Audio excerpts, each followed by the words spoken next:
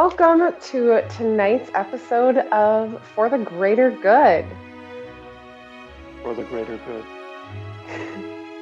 So, this is session 1 of this brand new campaign. I am Magda and I will be DMing for as long as this campaign takes. I'd like to thank a few people before we do get started. I would like to thank Dynamic Dungeons for letting us use their maps. They have been a fantastic resource for our home games and this game as well. If you see one of the maps that you like and you want to check them out, you can find them at patreon.com/dynamicdungeons. As well, we do have some artwork for this campaign that we got commissioned. Both Pnosaur made the map for the world of Lamel, and Bravaxxii made beautiful character art for our 4 characters. We found both of them on Fiverr.com. They were fantastic to work with. We will write their names so that you can spell it, because I know sometimes it's difficult. But they are fantastic, and thank you for doing such wonderful work for us. My last thank you tonight will be for the music. Thank you to Bethesda, Obsidian Entertainment, and CDProjektRed for letting us use their music during our battles and our calmer scenes. They have been a great addition to our game. So, for tonight's episode, we are entering a brand new world of Lamel. Over 5,000 years ago, life and time within the cosmos began to decay and unravel. Imminent destruction caused by the hatred, greed, sin, and power within mortals spread throughout every world. In life's greatest time of need, the 8 mothers descended from the heavens with their celestial hosts. They took those worthy with them, cupped within the mother's own hands.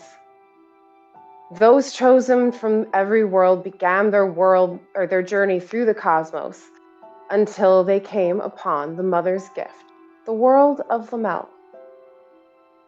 It was founded on harmony between all life forms, and the mothers ever watch over from the heavens. Lamel is divided into 4 continents, each protected by 2 of the 8 mothers.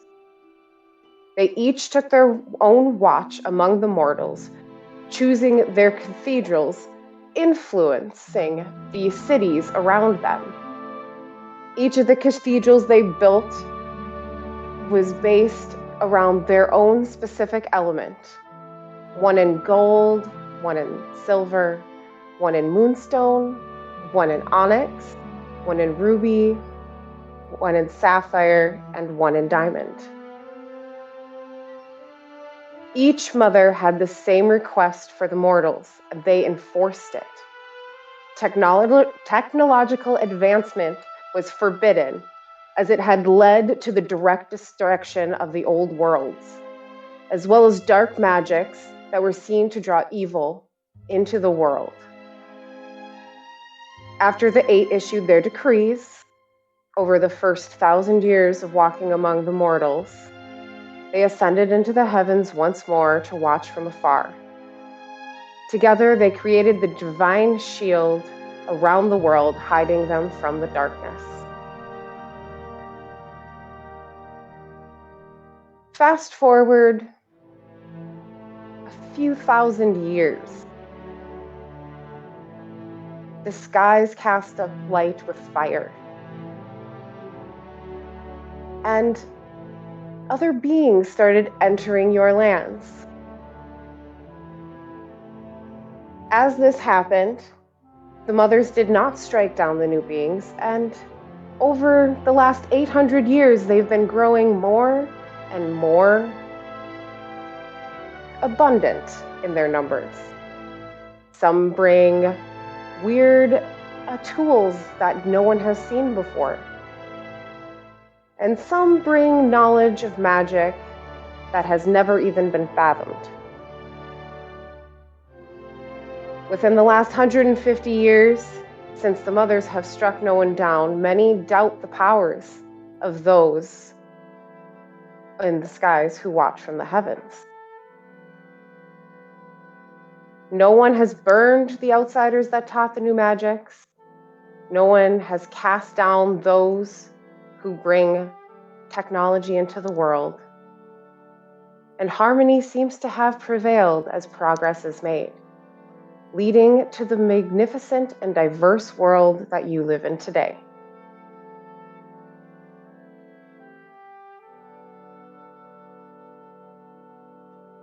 As we venture throughout this world, we start on the continent of Lukir, in a place called Charity Falls. Each falls is named Happiness. Oh boy, I didn't write this down again. Hold on. I have to pull up my notes.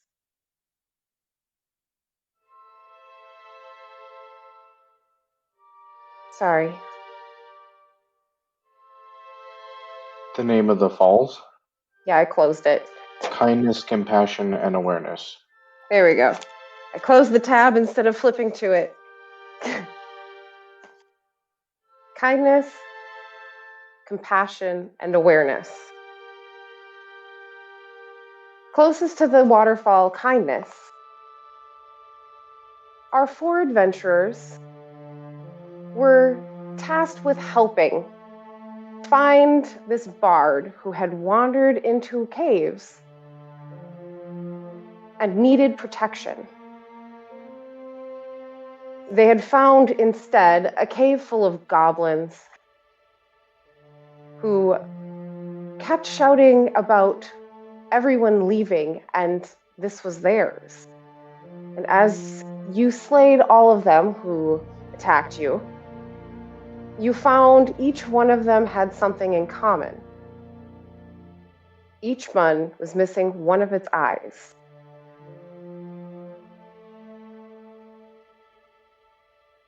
As a man is bent over one of the goblins, staring at its eyeless face, he looks up to his companions who have helped him. And that brings us to our first. If you would like to introduce yourself so everyone knows who you are, you may do so.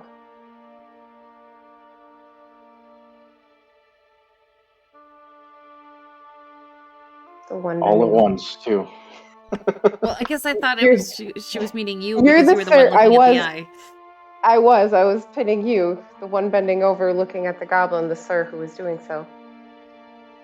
Oh, so you, so I'm playing, the character known as Red so far. He kind of looks like a normal human male.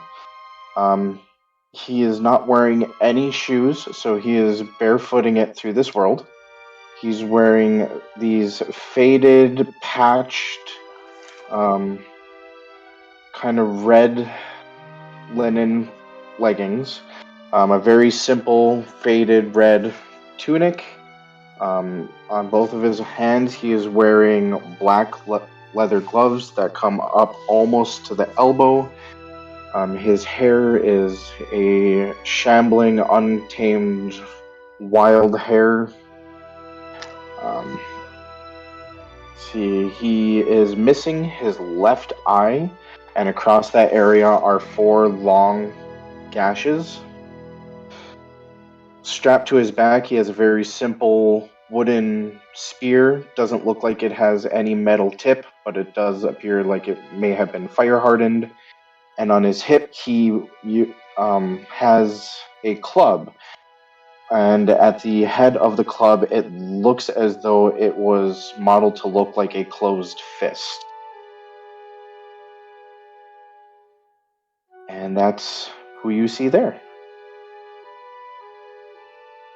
As he looks up and sees everyone else and he tells them what they have found, the one next to him also has been looking and goes over to her friend to tell her. Would you like to introduce yourself? I'm assuming you mean me, right? Correct. Just checking. So I am a tall, very tall tabaxi. Slight tufts at the ears. Earth tony in dress. And probably most notably carrying a staff with 3 brightly colored feathers at the end. She has introduced herself as Fertile Roses, and looking at her, you can just feel feline power.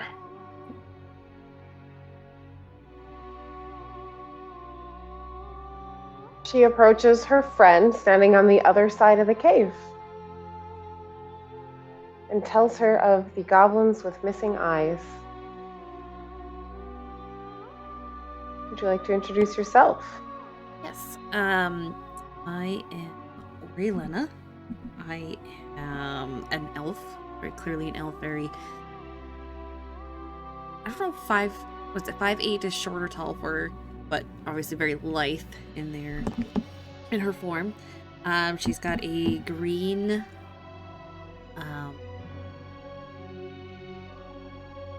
Almost like a kimono. It's not quite a full kimono.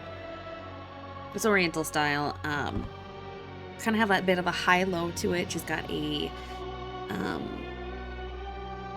what do they call that big ribbon bow that they have across their waist? There's a name for it. I can't remember it. She has white hair. It's up like in a half little bun, half down with a chopstick through it. Those are green with ornate gold on it. With the high-low, you can see the inside is blue and silver on the inside of her outfit. She carries a fan in her hand or on her hip when she's not using it. And notably, she's got a fox spirit mask that's white and red that covers the top part of her face. The only part of her face that really you see is her lips and that little bit of right below the cheekbone. And the word you were searching for was obi. Obi, thank you. Like I knew there was a term for that. I didn't. Thank you. Which has like a big bow in the back, like the bit, not the little one that they usually see, but kind of that almost anime style big bow that sticks out on the sides and the back, but it's nice and flat and almost starched, so it doesn't really move much.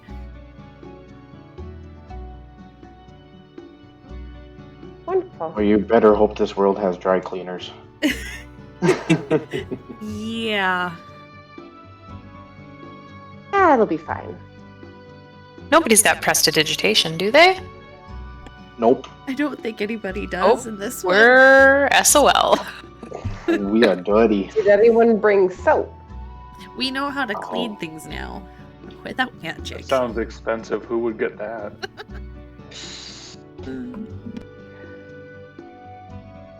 As everyone is quickly discussing the missing eyes, the one standing guard turns back to the group to find everyone talking about quite the discovery. Would you like to introduce yourself? Yeah, certainly. So standing at the mouth of this little alcove in a cave, you see another elf. Very long pointed ears, whitish gray skin, almost moon-like, or like reflection of the moon. Very dark eyes. It's very hard to see any of the white on the outsides. It just seems almost pure black if you don't look very close. Silver hair that falls to about the shoulders. And most of the rest of his face is covered by a large demon-like mask and you can just see the poke out, like a little bit of poking out of a burn scar beneath the mask below his eyes. Wearing a very loose-fitting reddish robe on the top that falls into looser black pants would probably be the best way to put that. Overall, looks like he can easily move and get by in this outfit. You also notice a very long curved sword at his hip and a bow that is strung across and sitting loosely on his back. And he is currently known as Mihara.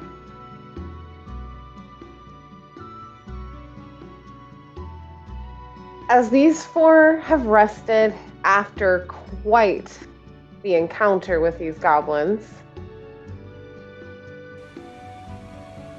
they come together to discuss this recent discovery and perhaps go find the bard they were looking for. What would you all like to do?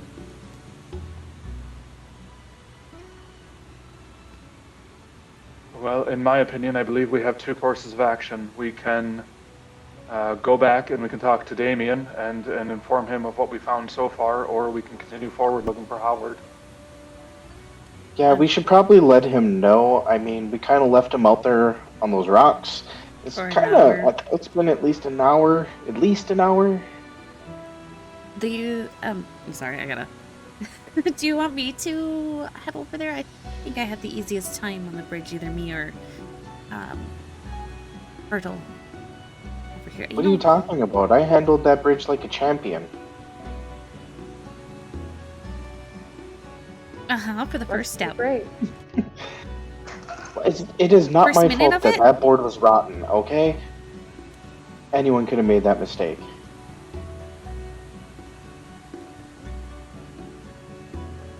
But does it seem odd to anyone else that these three goblins are all missing an eye?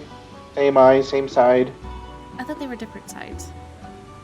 Are they different sides? No, they're all different sides, they're but I different find that sides. very concerning. But I think it was, you could tell that they were very surgically done and healed. They were done not accidentally. It looks very, very cleanly done and well healed. Yeah, it looks like any of the wounds that you added didn't really disguise the fact that this was healed tissue for sure. So it would have acted different when being pierced or clawed. I think the thing that we're finding, I mean, that's concerning, of course, but the fact that they're goblins is more concerning, in my opinion. I mean, there's that. They've only been recently back in the world, and finding this number is bad. I think maybe we should really get going. Not only for, what's his name standing out on the rock? Damien? Damien, but also we really need to find Howard, especially if there might be more of these things around here. I agree. Right, so I mean, that brings us to the question, do we go back to Damien, or do we continue forward for Howard? Well, I think Well, he's I on the think way, 'cause Tilly- we gotta cross over to the other side. Tilly, I think either you or me should go over there and then to just let them know and then come back. Yeah. That's easy enough for me to do. I'll just walk out of the cave and shout at him, and it should be fine. Remember to shout loudly. It's a waterfall. I will use my mom voice. Don't worry. You're a mother? Yes. And I walk off. And you walk away. Yeah. And I just mom walk away. Yep. So you manage to easily walk to the outside of the waterfall. It's a pretty clear path. If you walk up to the edge of the bridge and shout, it should be pretty easy to hear since you're both far a good distance away from either the smaller falls or the larger one that you can shout pretty well. Perfect. I will do that. What do you shout to him? Damien, we are still here. We have not found your bard friend yet. But we're working on it. We have goblins to talk about once we find him. Bye. He was leaning against the wall, listening to you say this, and you said goblins, and he just kind of looks and watches you walk back up. For the first whole part, you saw him, he didn't really move. He was just kind of crossed arms, leaning against the back of the wall. Clearly not concerned that we've been taking forever, or an hour or better. Okay. It seems that he's waited a while for the bard and might know he's hard to convince. Okay. But yeah, so he is still there, hanging out, waiting for you guys. Now we're And still you a little had, bit more concerned than he was. I mean, if you were still there by nighttime, maybe, because, he wants dinner. Priorities. Right. He did mention that he thought maybe we'd have an early dinner. Mm-hmm. He's probably thinking not anymore. Mm-mm. He's come to realize it's always the same time when traveling with Howard. But all of you reconvene at the cave entrance. You don't see any more caves leading off to the side or really any more walk paths. Once you get out past the waterfall on the south side of the waterfall, it kind of gets narrow and non-passable. Oh.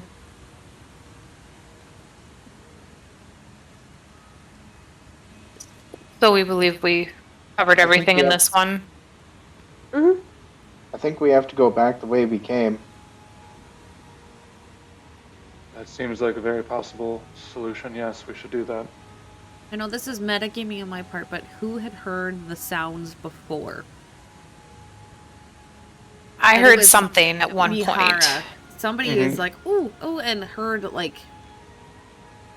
voices talking, and you had tried to shout to us. Or there's more, I think was what was said. I think you were the only one on the other side here. Correct, and I believe it was the goblin that we've killed. Well, that's what I wanted to have you ask. Not positive, but it seems logical. It would seem the most logical from the squeakiness of the voices and the shouts from all of them. Definitely the same shouts. Same shouts as when you murdered them, as when they were surprised. Excellent. Glad they don't waver. Nope. Consistency.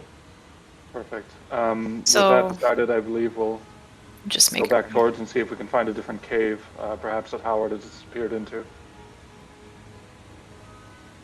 Yeah. Does it look like there's another way he could have gone?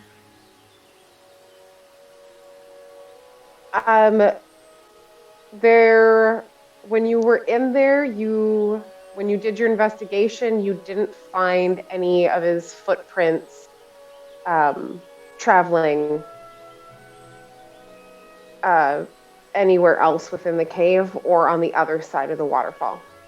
Because you had checked for footprints. Yep, I had checked for footprints. Yep. Was there like another path, or is that just this cave here to go to? On that one, it was just the one cave. Okay. Past the broken statue. Otherwise, it was across another bridge. The other cave is across a broken bridge. Well, how in the world would he have gotten there? That's a very good question. Maybe we should check it out and see if maybe we see signs that he tied a rope and climbed down and then maybe climbed up the bridge on the other side. I don't know. Maybe he played the sky? Stairway to that cave. gotta Looking figure it out. around, does it look like there might be another path towards that cave on this side of the bridges? Or does it seem very Do close? an Yeah. investigation check. Like a back way in or something? Yeah, like a back door that you could slip into or something. 13. So as you're looking, you can see an actual pretty good little path. It's small, roughly goblin-sized, but seems to have been pretty well traveled somewhere into the side of the cliff. Okay. Well, there's a path over this way. It looks like perhaps some small folk have been kind of going up and down it, kind of cleared it out just a little bit. Not quite sure how we missed this the first time around, other than I think we were distracted by the bigger problem. The statue? The broken The statue, mainly, yes. Yeah. I broke a statue, but I think that where else would we have thought that the bar would have gone? Well, if it's a path for Fair little point. folk, I don't think Fertile Roses is gonna fit. I mean, no offense, Fertile, you're just not that tiny. I would agree with that. Well, it depends It on can- the way we're It'll be a using tight tiny. fit. She's rather tiny, sideways. I can do some slinking. I fit through more narrow passages before. Right, DM? It looks like I can slink. Yeah, you would definitely be able to slink or crawl on all fours to get to through the path. Roll for the point. It's a little But slow it's going different because it's flanking height. uncomfortable, but Okay, fair enough. because this tunnel is only 3 feet tall. Oh, that is going to be tight for everyone. It's going to be tight. Little goblin tunnel. With that, I would like I to know go what- first, if that's okay with everyone else. Anything about Howard other than his name and that he's a bard that will not stay put? That is what we know. Maybe what does he look like? I mean, he could be a gnome and this would have been no problem for him. Right. That we don't know. Or a halfling. No, we never We asked could that. just We could just Go shout take a to look? Damien real quick. He's right It's there. usually not too hard to spot a bard. They're pretty boisterous. Yeah, generally they don't hide themselves either. I'm not saying that No. he's hiding, but just that he might have been a small enough to walk this path no problem. So this would have been something easy for him to do. Perfect. All the more reason to head that way then. Well, Mihara, after you. I will take up the rear. I get Otherwise I'll down on just all slow you all fours down. and begin I think kind of everyone's getting slowed crawling down. through this path. So you find this little path. It is actually not too bad to crawl into. There are a couple of branches that stick out once in a while and will snag each of you, or snag on one of you and then smack the one behind you, but nothing too Oh, serious. my bad. But you crawl through Why wear this a little mask over my tunnel, eyes? and it does take you over to the other side of the falls. Oh. Excellent. Can we just drag our Yeah. peeps over there? You sure can. Eee! Ooh, We're there we go. flying! The Infernal did us the same spot. Oh, whoops. No, I moved my I'd eyes. like I to thought it take was a funny moment where and we just both kinda- went to the same. Dust myself off a bit and get rid of some of the branch residue and kind of clean up just a tad. I'll just, as a point, think I would have gone third, so the person behind me would have been Billy. Oh yeah, definitely. Especially with the type of outfit she's wearing. Probably a It's good not idea. nothing I haven't seen already, dear. You're fine. That's kind of why I have you behind me versus two men I don't know. Yeah. Seems correct. So you crawl through this little woodland tunnel, make it to the other side, and notice that there is another cave tucked in behind the trees. It's a clear opening. It doesn't look like it's been carved. It looks like a natural cave opening. Roll a perception check at disadvantage because now you are a lot closer to the larger falls. Everybody. All right. Perception? Disadvantage. 10. Nice. 15. Whoa! 17. I will take that. Wow. Right. Take my 15. Sorry, 1 sec. I was plugging in the laptop. So perception, you said? Mm-hmm.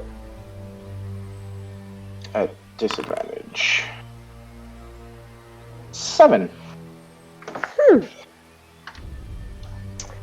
So, Turtle Roses, as you're regaining your composure and collecting yourself, you kind of close your eyes, breathe in deep, stretch your limbs. You've been cramped up in that little tunnel for a few minutes, crawling through it. And you can hear movement within the cave. You don't hear any talking or anything, but you can hear shuffling feet. Multiple or just one set? Just one set of shuffling feet that you can pick out. It is pretty difficult with the falls to hear anything, and she is the only one who hears anything. I believe there's someone in that cave, you guys. I don't really want to be surprised again by an arrow to the thigh, so we should probably sneak in as best we can. We took a short rest, so did you recover any HP during that time, Fertile? I did not. I probably should have, but I didn't. I think I'm only down by 3 points, maybe? You're not nearly as bad as I was. Yeah, it's only 3. Which, I know. I would like to very much point out I am very against stealthing into this place. But if you think it's the best option, then I will acquiesce. Well, if you don't wish to stealth, you could stay out here. I'm not saying that. I would prefer to go in on point, and if there's somebody in the way, challenge them, honorably. Well, That's if very you feel honorable so of you. strongly about that, we could have one of us sneak in, make sure that it's not Mr. Freeman, and then come out, and then you could go ahead that way. Because then we're not surprised either. But what if you get pummeled by 3 one-eyed goblins again? But we weren't stealthing last time. Well, we would yell loudly. Mm-hmm. Probably that scream of pain as I got an arrow in the That plan thigh. would work. I would be okay with that, as long as it's just reconnaissance. It's a little different. Correct. All right. Who feels particularly stealthy right now? I feel pretty stealthy right now. Well, Actually, we could both go in, and maybe one of us will see something the other one doesn't. yeah. Yeah, just like what was that cave? The Krusty Cricket cave. Remember when we did that together? Yes. Yeah, we rocked that test. Anyway, We work well together. All right. With the 2 ladies going forward, I will hang back with Red. As the 2 ladies go forward, please roll me a stealth check. Total of 18. okay, 16. I'll take it. Both of you are quiet. You know where the rocks are to avoid on this ledge over here, and you manage to stealthily make it up to the edge of the cave.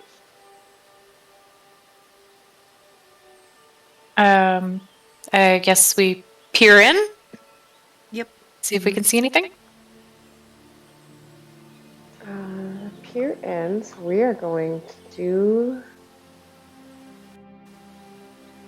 this. Move you guys. Oh, wrong one. To the very edge of the cave. I'm going to put you on the doorway. And then everyone else can be behind them. Somewhere. There we go. Yeah, okay. So you make it to the very entrance of the cave. And there is a small torch stuck into a crack in the rock, and it is burning. It casts a little bit of light, but you do see that the cave does narrow and turn, so the light doesn't completely extend and fill the whole area. I don't know if I messed something up, but I cannot see. Like, I can kind of see where there was a thing, but I don't know if my person's in a spot where I just see stuff. I have you guys in the wall, so that might be why. Okay, I was like, I cannot see. Like, I can maybe Yes, make out where a flyer is. Here, let Okay. me see if I move you over. Okay, there we go. Now I can see a Is little that bit. better? Yep. Can I take a pause here and listen again to see if I hear the same shuffling feet? Yes. Or yes, something you else, may. too, Like for that to matter? Also, just see what I can see and hear. Now that the roaring isn't so loud, I assume. Yeah, so once you get into the entrance of the cave, it's a little bit of a tunnel, so it deafens as you get in. It's not nearly as loud by the time you get to the cave. Okay. But yes, if you would like to listen again to see what you can hear, you may roll a perception check. Ooh, 16. an unnatural 20. Oh, nice. Yes, so you both hear the shuffling footsteps, as well as you can hear what sounds like paper being shuffled through. Still no voices, and there's like a pause, so the feet will move, and then they'll stop, and you'll hear some paper shuffling, and then the feet will move again, and you'll hear some more paper shuffling. I turn to Orlina, right? Yep. Yeah. And I say, I think goblins don't rustle paper. Let's go back and grab Red and Mihara. Miniara? Mihara. Mihara. Sorry. Oh, you're good. And let's bring them back in here. I don't think we're going to be ambushed like that last time. I don't think so either. Be a good idea. So we will just quietly make our way back and let everyone know what we heard. So you make it back, no problem. It is a little louder again out by the falls where they stayed. But it is not too hard to be able to get close enough to tell them what you heard. As long as you're not standing across the ledge, you'll be good. Mm-hmm. While they were gone, can I just kind of do a look around, see if there's any unusual or rare plants that might grow in this area? Yes. Roll a nature check.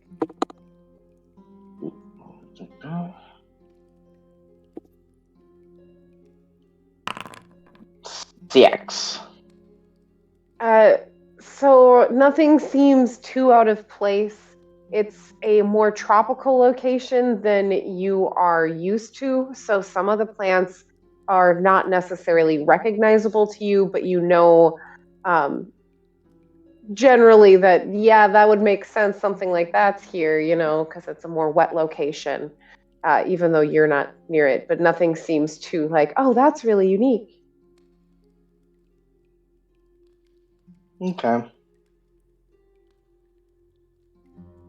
Oh, you guys are back.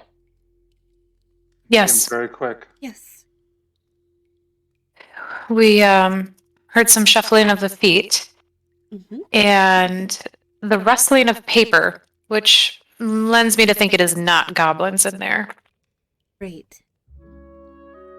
All right. I don't think they'd really be looking through papers. At least not those other ones. Seems Yeah, they didn't reasonable. seem very well read.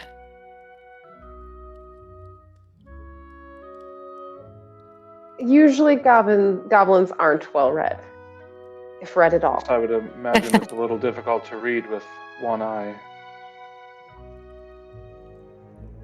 Depth perception. That is also true. Right. Especially when you gotta cross your T's and dot your ooh. Right. Ooh. That might have been in bad taste. Lowercase J's.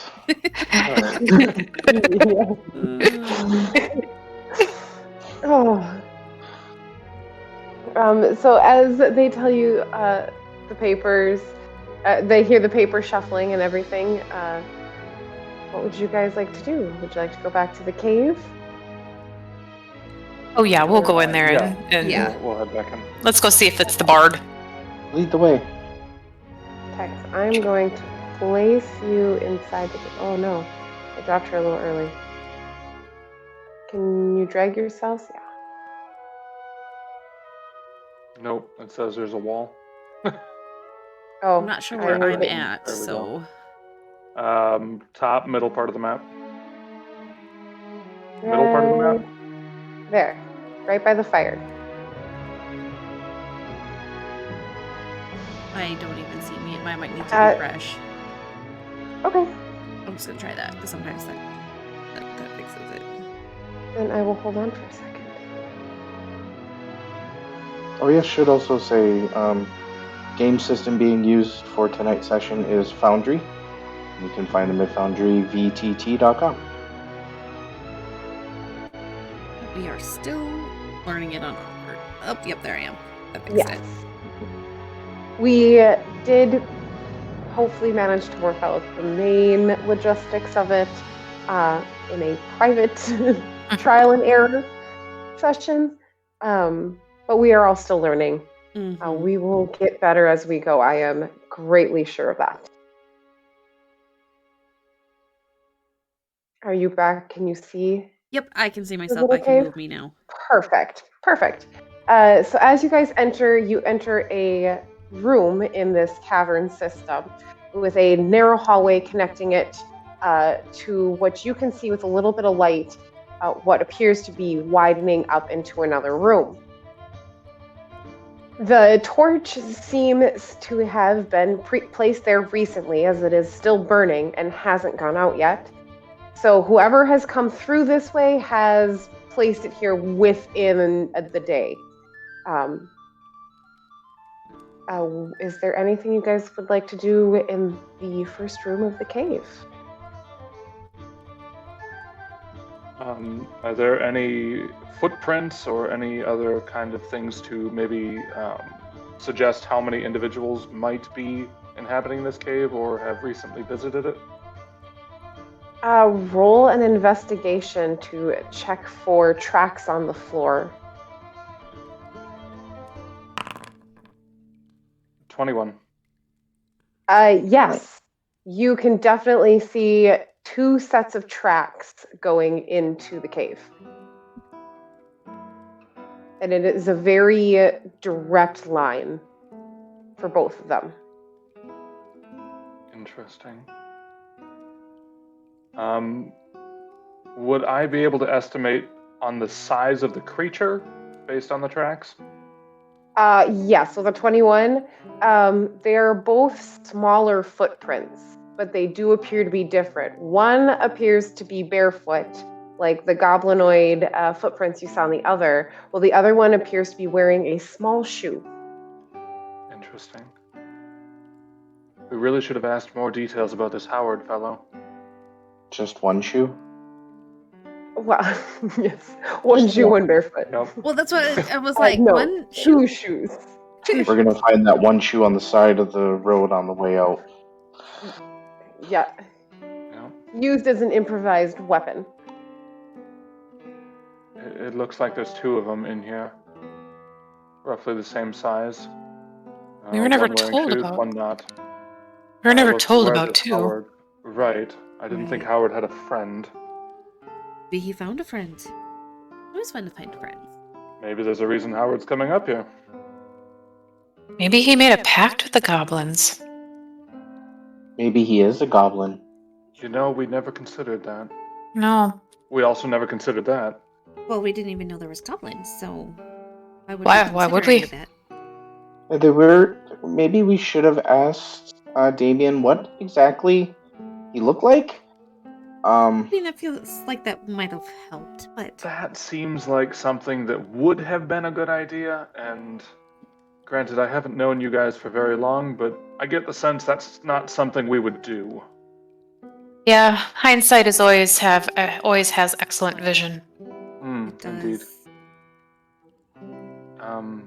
I guess with that, I don't see anything too important in the entrance here. I will skip ahead a little bit. I will follow behind. Yep, I will also just.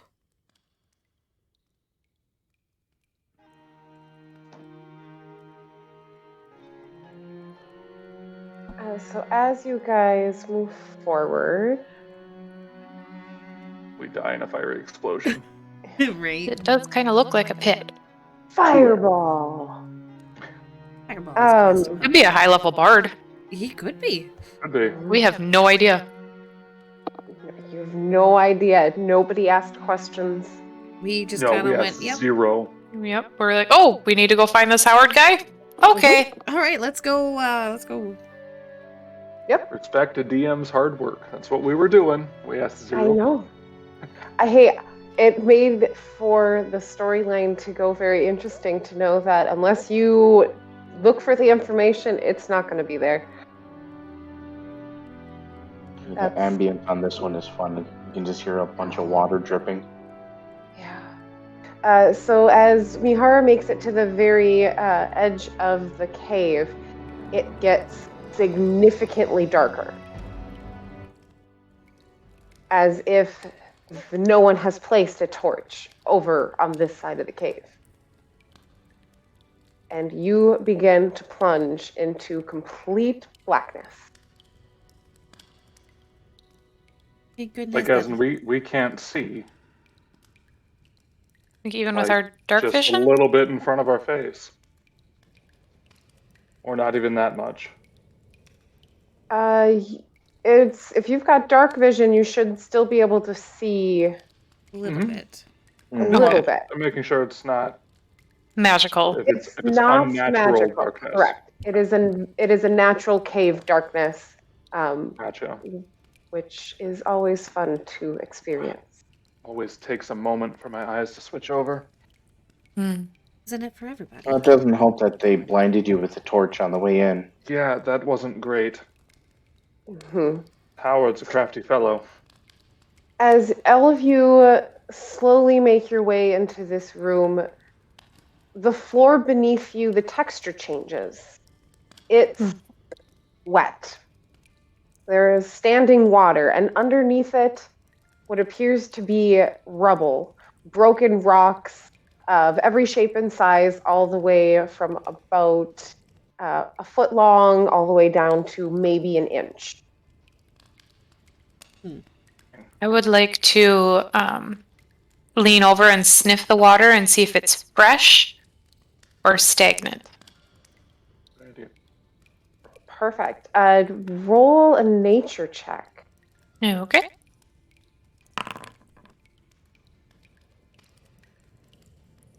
$14. So this doesn't appear to be stagnant water. You can see some ripples hitting the edge, leaking water out of the side of the cave, as well as you assume it must have a crack in the bottom draining out somewhere into one of the waterfalls. Okay. It's pretty easy to see the ripples coming off and hitting the water, and having it at a level where it's not filling the cave, it's pretty easy to also figure out that water is draining somewhere.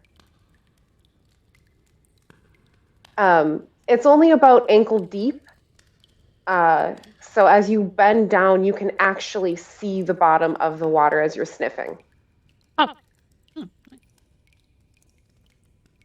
very clear, fresh water, and likely feeds one of the falls. Do you hiss when you see your reflection in the water?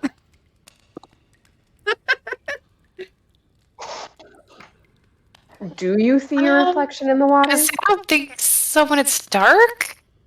With dark vision, you can see shape, but you can't see color.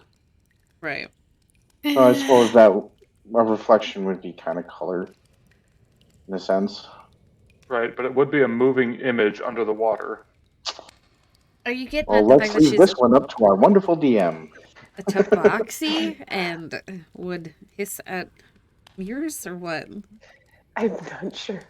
Well, I mean, depending on your cat, our cats are very interesting. But I mean, you can see like your shadow, but it's not going to be a reflection so much as Yeah. you can tell that it's going to be darker because there's light coming from the other cave. It's getting very dark, and with your vision, you can tell there's a darkness difference as you lean over the water. I don't think I would. I probably haven't done that since I was a kitten.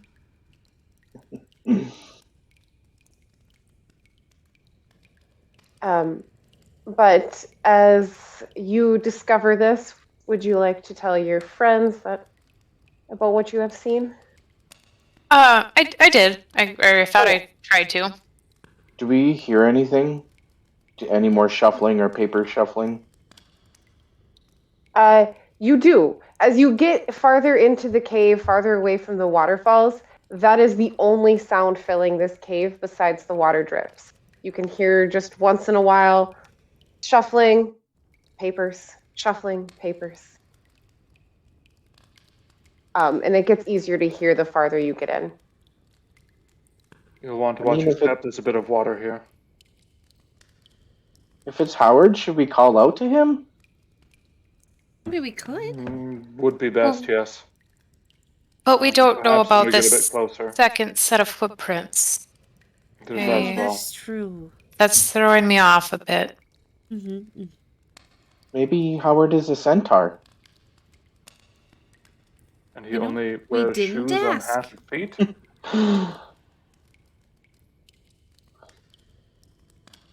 More things that would have been nice.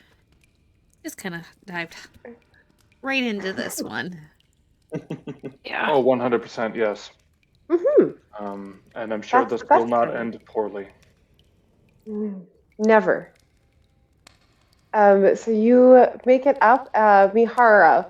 As you slide against the edge of this wall, you can kind of see where the rock passes over. You can see a walkway, but it is pretty narrow through here. It's only about 4 feet wide, with slanted cave walls. Gotcha. And you are standing right in front of that area. Mm-hmm. Mm-hmm. Okay. I will bravely venture in, kind of making sure my hands are on the walls, kind of splayed out as I move forward. You turn the corner, seeing the curve of the cave wall, and you go from the complete darkness to seeing some sort of faint light coming from a farther cave. I will be bold at this point, and I will call out, Howard, we were sent to look for you. Is that you over there? Over there. As you yell this out, a voice yells back to you. Oi! I already got one of you. Get out! Out, out. I can just imagine, I can hear my 2-year-old going, ow, ow, ow. Because he does that for his cats. Little The cats. confused. What do you mean you've already gotten one of us? Are you a goblin? Not the last time I checked. Oh. I found one you of them took care of chasing one. me. Yeah, Good. yeah. We had found your footprints, it seems, and then the goblins, probably not long after you. Yeah, one of them followed me here. They told me to leave the other place, so I did. And one of them followed. But I can handle myself. Good. Maybe we could get I closer believe it's so we're Howard. not We can yelling probably at each stop other. shouting. Yeah. Can we hear all of this? We're shouting in a cave. Yeah, I there'd think be we hear echo. everything. I'm gonna You Howard, are it's finding dinner the time. cave. Let's go. approaching him. Yeah. As you approach him into the very skinny, long, curvy cave, he doesn't appear to have stopped what he was doing while he was yelling at you guys. You walk in and he's writing with a book at this arm and flipping pages on a book on this desk, and then walking across the room to a glowing cylinder, looks at it, writes something down, flips a page back and forth, and walks over to another pile of papers that's on the ground in the corner. Howard, did you not hear? It's supper time. No, I'm not done. This thing.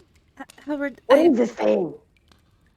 trust me, you're going to want to listen to her. I heard slight tone in that voice that I recognize. Your papers will be here tomorrow. And he walks up in front of you. And as he comes out from behind this pillar, he is very short compared to the rest of you. He is exactly 3 feet tall. Oh. You see an old little halfling man, very rotund, kind of waddles, but yet very lively and very adamant in whatever he is writing and whatever is glowing in the corner.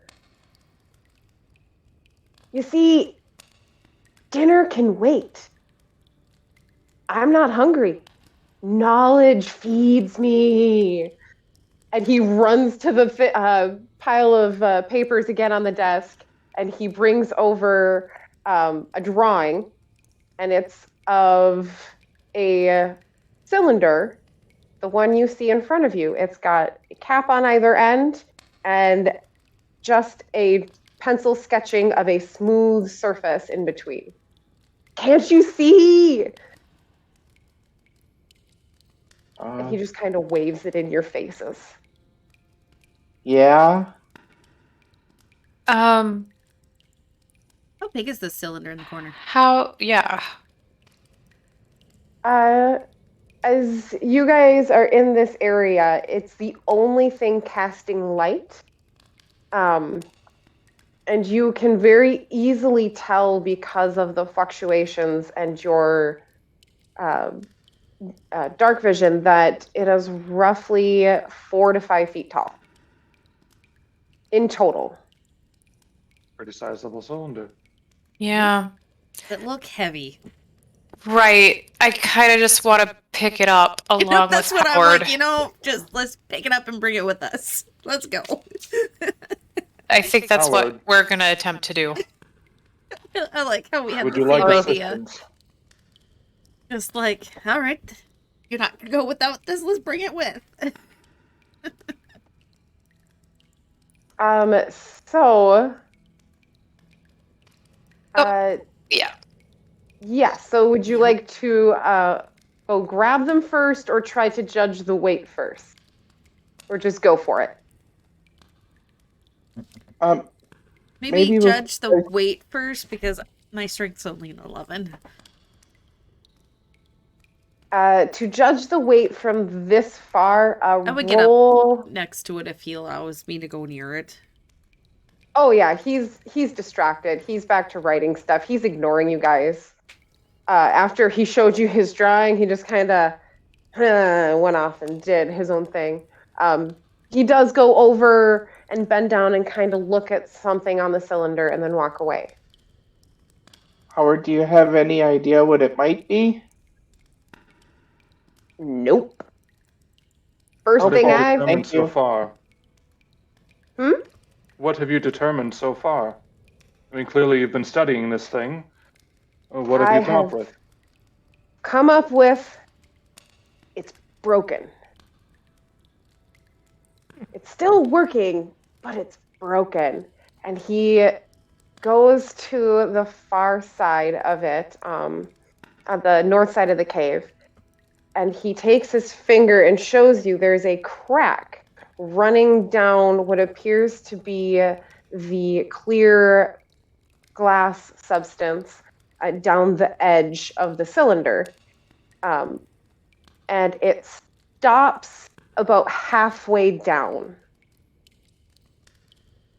He goes, I'm assuming the liquid inside of it went all the way to the top, but then it broke and it leaked. I don't know what that means, but I think it was a fish tank. A fish tank. Yeah. And that's why you're missing supper. A fish tank? Someone lost their fish. What if they just re-transported the fish into a different container? I never even thought of that.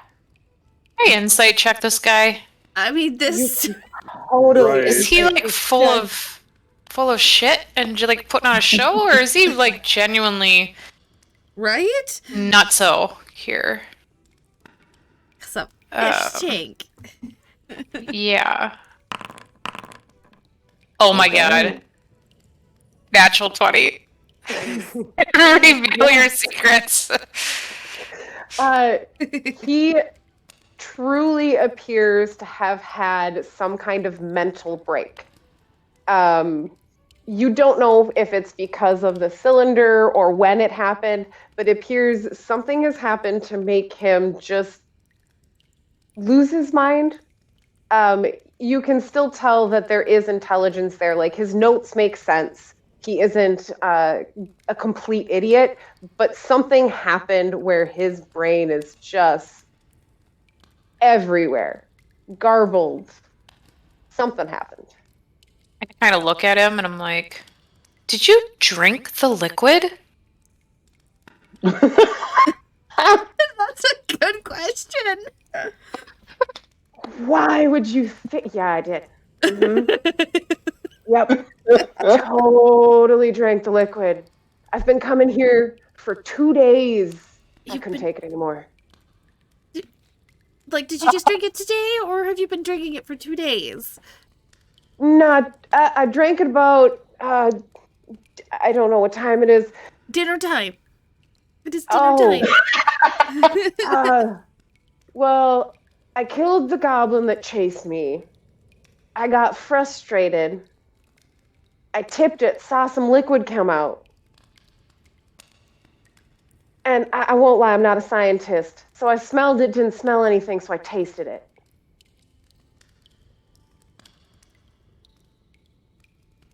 So far, no effects. Oddly enough, I'm with Howard on this one. I think I would have done the same. See? I do use my nose a lot, but I draw the line at Tasting. taste testing. I mean, there's fresh water out I mean, at the at the very least, you need to waterfall. taste Why test would when there's you somebody drink around to liquid document the effects on contained you. in that? It's part of So the he method. turns to the desk, pushes aside a few things, and grabs a vial. And he brings it over to you guys, and it's got the same liquid that is inside the cylinder. It's very clear, but it's thicker than what water should be. I think we need to Myrtle, take him to the cleric. Yeah, I'm You've Whatever got her a name good was. nose. Perhaps you might be able to detect something in it, yes? Give it a sniff, see if it's normal water or what we're dealing with. Yeah, I'll do you mind if I just give her a sniff? Go right Remember ahead. Waft. If you Yes. can't smell anything, you can try tasting it. Mm-hmm. Uh-huh. I'll just waft a bit out my nose and It smells ever so slightly of some kind of preservative. Think formaldehyde, but very, very faint. okay. So if you had grown up in like a swamp area or somewhere where like sulfur is prominent, you probably wouldn't have noticed a water having that type of smell. It would have just been normal. But for someone who has grown up somewhere where water was clear, definitely a little hint. Howard, has that thing been glowing the entire time you've been in here? Hasn't stopped. Constantly pulsing. Fell asleep once. Pretty relaxing.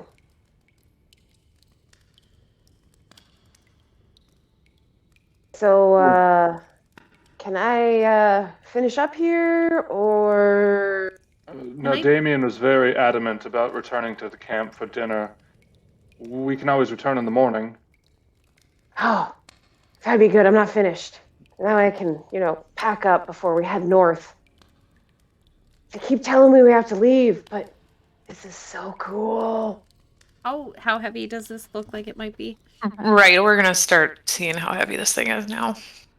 So this looks to be quite heavy indeed. As you guys stand up to it, with it being about 4.5 feet tall, it is about half full of this weird viscous liquid, as well as the top and the bottom are made out of some sort of roughly hewn metal. They look to be what's holding the liquid inside, like a cap on either end. Does the sample that he has, does that also glow? No, the glowing actually seems to be coming from inside the caps of the cylinder. Can you see what's inside of the cylinder? Is Yes. it just more liquid? Would you like to go look inside? Sure, I'll walk up to it and try and peer through the crack. As you peer through the crack, the liquid looks pretty clear. You can't see anything in it. Maybe some broken glass, but nothing. So I can't tell if there's liquid or anything in there. Pretty dark. Yeah, you can see the liquid up to the break, and maybe some glass, but you don't see anything moving in there. You don't see a different substance of any sort. It's the same liquid with maybe some broken glass pieces. Hey, Howard, could you hand me that pickaxe over there? Of course, yes. But And I will... Your name is Howard? we need... You say Howard? I thought you said Carl. No, Don't. Howard. My bad. It's my How research. did you even manage to do any tipping of this? Well, I'm just saying, if we drain the remaining liquid out of the tube, it's going to be a lot easier to carry. You're going to get a lot of weight out of that thing. Plus, Wait, does anyone have any buckets? I just keep those in my horse pocket. Unfortunately, fresh out of buckets. He takes his water skin and dumps it out. Ready. Well, how about this, Norman? There's this big pool that's further back in the cave. Why don't you go and start drinking all that water to empty it, and then we'll roll the cylinder over here and empty it out. But that actually drains to the falls. Yeah, I don't think that's a good idea. How about you fill this, and I'll have enough to test, and maybe Ariel can test it too. Oh yeah, that's her name. I have an iron pot. He can fill that up if he would like. Would love to. Okay. I'm not going to carry it for him though. He'll gladly carry it. Yeah. It'll be a little easier for him to carry a pot through the 3-foot tunnel at his 3-foot height. Right. He just rushes. Yep. Definitely could see where branches just hit it. He left them in his hair. Had no worries. Just like... No cares. Nope. None. Are all of you pitching in together to tip this and kind of empty out the liquid? Yeah. Yeah, Yep. why not? Sure. I mean, I was just going to use the pickaxe and puncture a hole near the bottom and let it drain out that way. Well, I thought that's what we were doing, but we have to, like, tip it. This could be valuable. I don't think we want to quite destroy it completely. Don't even know what it is. Don't break it. I'm pretty strong. I could probably heft it and tip the liquid over and Are we emptying it, or are we just trying to carry it? Oh, I'm confused. both. A little bit of A, a little bit of B. I mean, what if there's something in there that needs that liquid in there, or else it's not stable? Great question. There wasn't anything in there though other than liquid. Right. Well, he said he thought it was a fish tank. There might be fish in there. I don't know if there's fish that can survive that liquid. It doesn't look normal. I mean, it's clear, but it doesn't move like normal.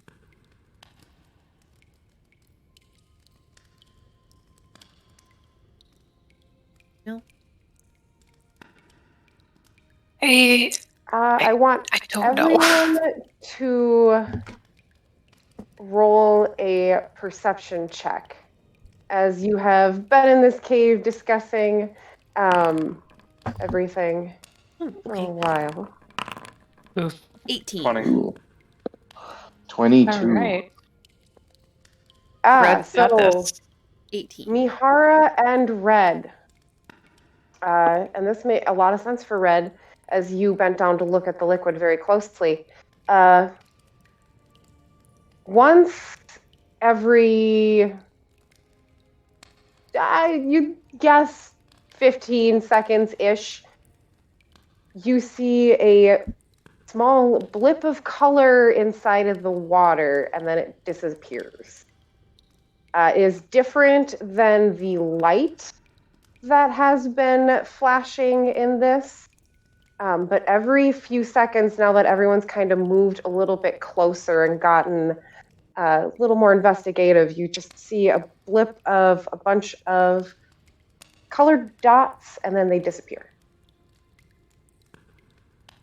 Because every so often I keep seeing these little flashes of color coming from inside of there. It's not the same as the pulsing that's coming from the caps. It's different See? little dots of colors in there. It's a fish tank. I'm not as certain anymore. I don't usually keep fish in a tank. But Usually it's a pond. yeah. Maybe it's a trap. Can we check it for traps? I don't have that ability. Me I've neither. been in here with I mean, I it can look. forever. It's an empty tube. I'm gonna kind of trust Red on it if he sees something. Howard, have you noticed the quick spray of color and then it disappears? Yeah, a few times. Every time I do, I think it's just the memory of what used to live here. Tropical fish. Okay, he's Where crafty. is this guy coming from? I think the liquid. He said he tasted it, and I don't think his wires are all quite crossed the correct way. I agree with Why that. would you say it's the memory of the fish? Well, 'cause it never stays. Tried to talk to me once. I must have been sorry. going crazy. Sorry, He what? said his... I was going crazy. It was said- fine. It was yesterday. We're good. You said it talked to you. Oh, yeah, I thought I heard something from the tube, but then I haven't heard it since yesterday. I'm gonna put my ear up as like right on the tube and see if I hear anything. Howard, do you remember how long you've been camped here? Yeah, yesterday. Okay. Or Alina, so as you get up next to the tube, And you put your ear against it? Yep, I put my ear against it. And On which cup side it do just you enough. put your ear against it?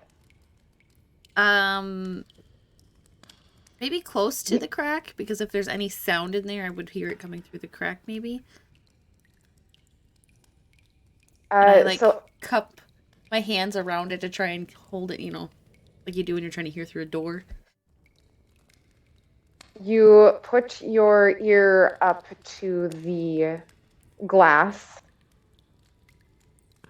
and as you make contact with the glass, you can kind of hear a small humming, like a vibration humming. I mean, I think I hear humming. Yep, yeah, I definitely hear humming.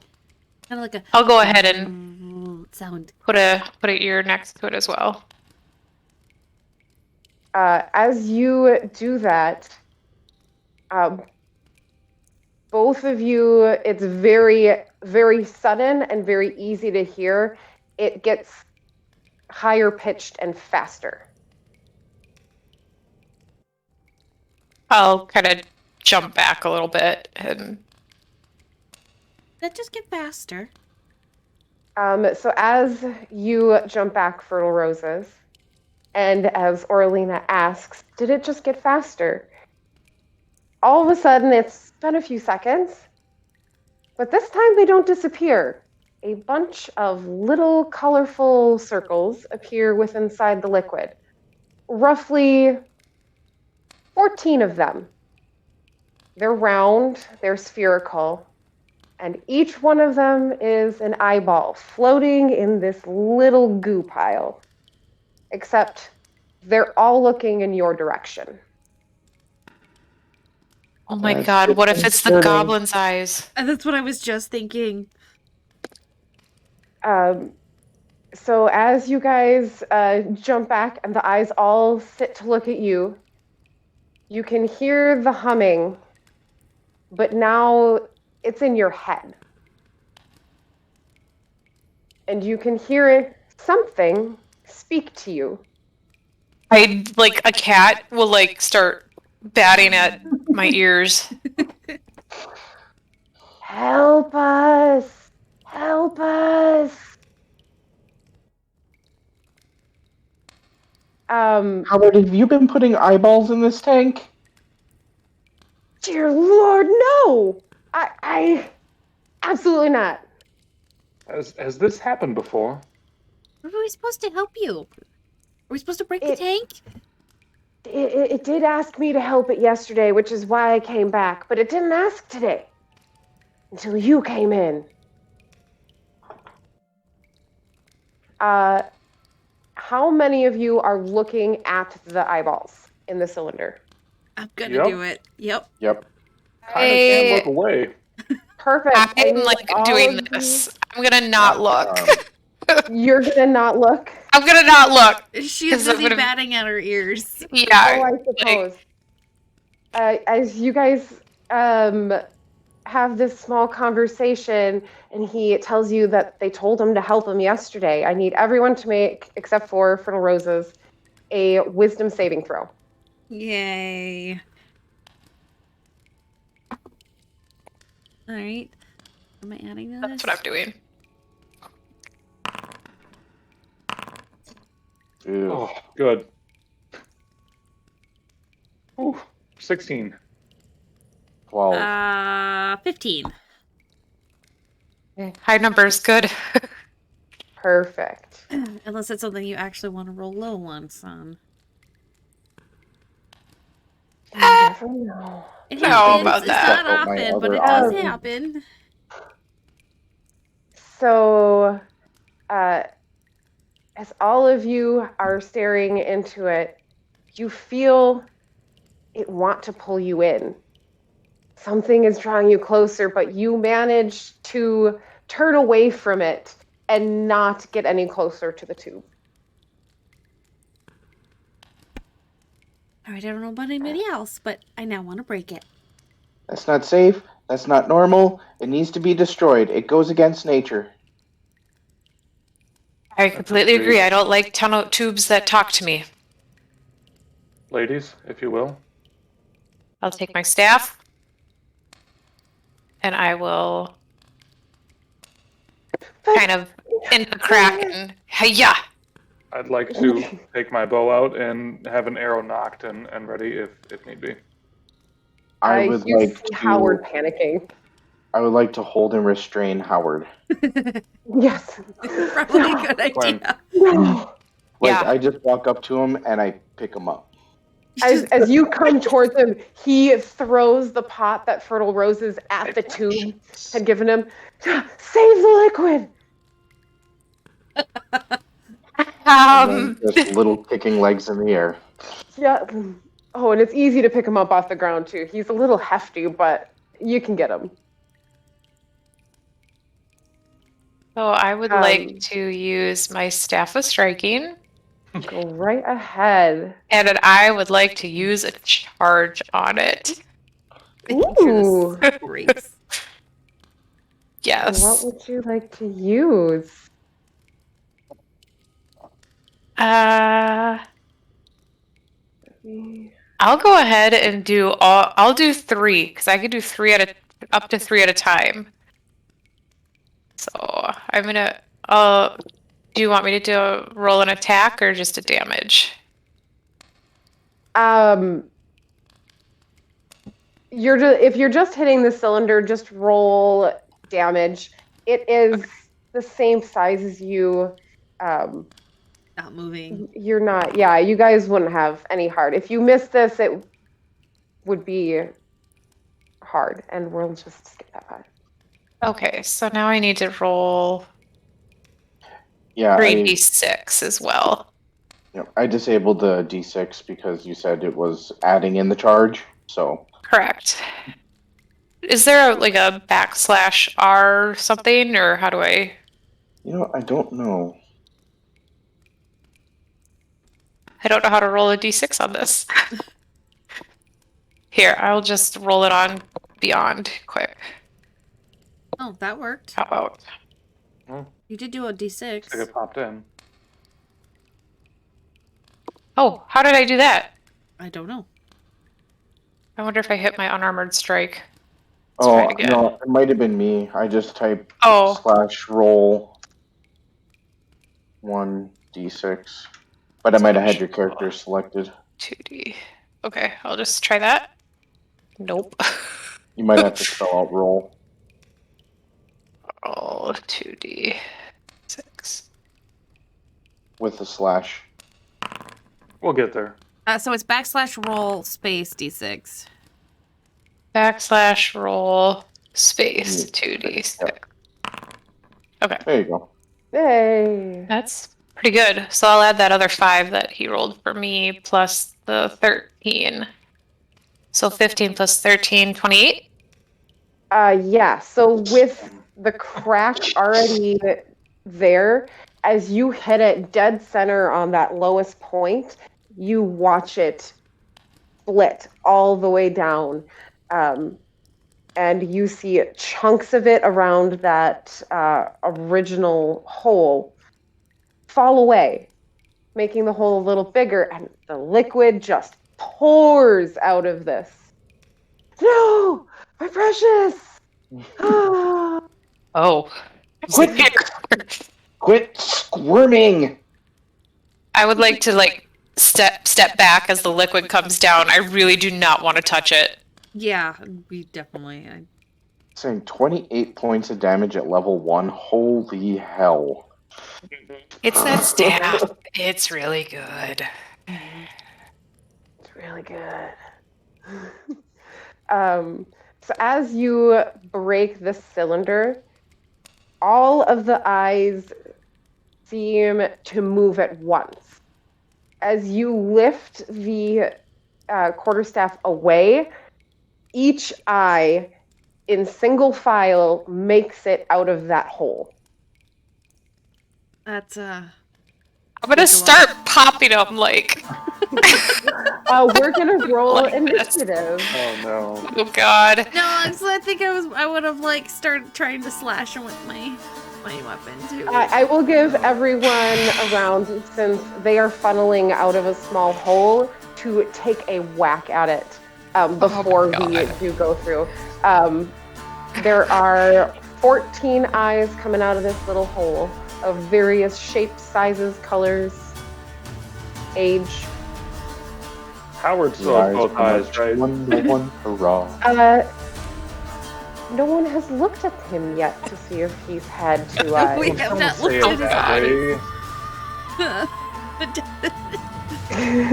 So, you may use your bonus action to take a good look in his face.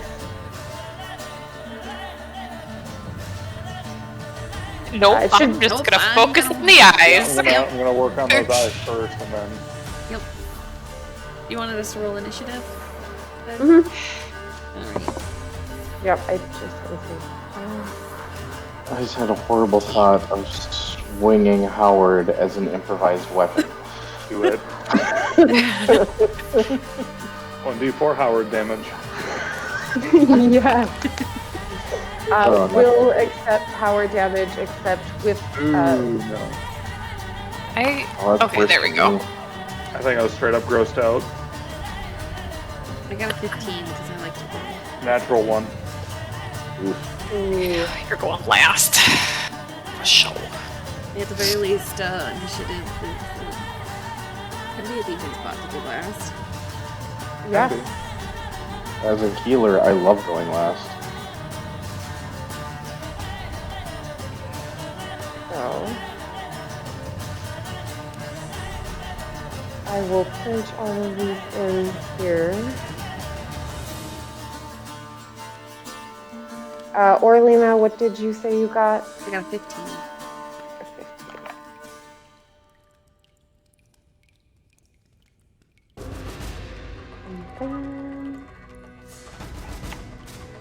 Perfect. So at the top of initiative is Fertile Roses, who has just broke the cylinder the rest of the way down.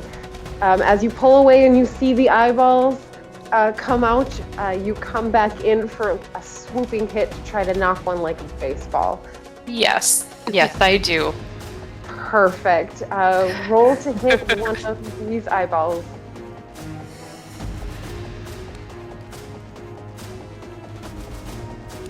Oh, don't freeze up on me. Here we go. A 10, I guess. A 10 does not hit. Boy. Okay. Bonus And action you on still our... managed to get up to a 10 on a 2. Right. Oh my gosh. Yep. In character.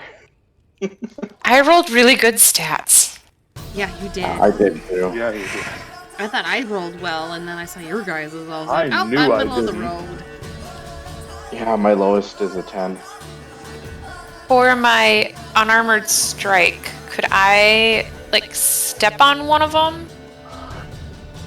Attempt, instead of, like, a punch, I guess? Or maybe like a... It would have be more like a kick, since Okay. the hole they're coming out of is right in the center, so it's about 2 feet off the ground. Okay. Yeah, I'd like to try and punt one like a football with my unarmored strike. Try and kick one of the eyes. That's gotta work. Yeah, that's a natural definitely 20. hit. Yeah. Yeah, and that is double dice damage with a natural.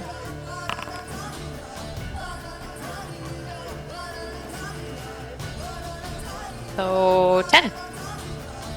10. So you kick it so hard that it leaves some jelly on your foot and seems to bounce off your foot and smack into the wall before flying and trying to join with the rest of the eyes again.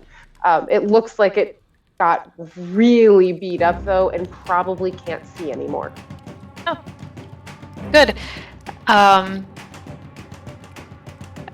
kind of hop on one leg, you know how like dope monk people do, and try and shake it off. Ooh. Roll a cleaning yourself check? That doesn't sound right. I'll roll a check. Sorry. That was the first thing that popped in my head. I'm like, no. At least her What first instinct isn't to try and clean it like a cat with her tongue, because No. That nope. We'll just go with you shake it. You do manage to get like the chunk of jelly, but a little bit of moisture is still left behind. I'm sufficiently grossed out right now. Okay, that's what I got.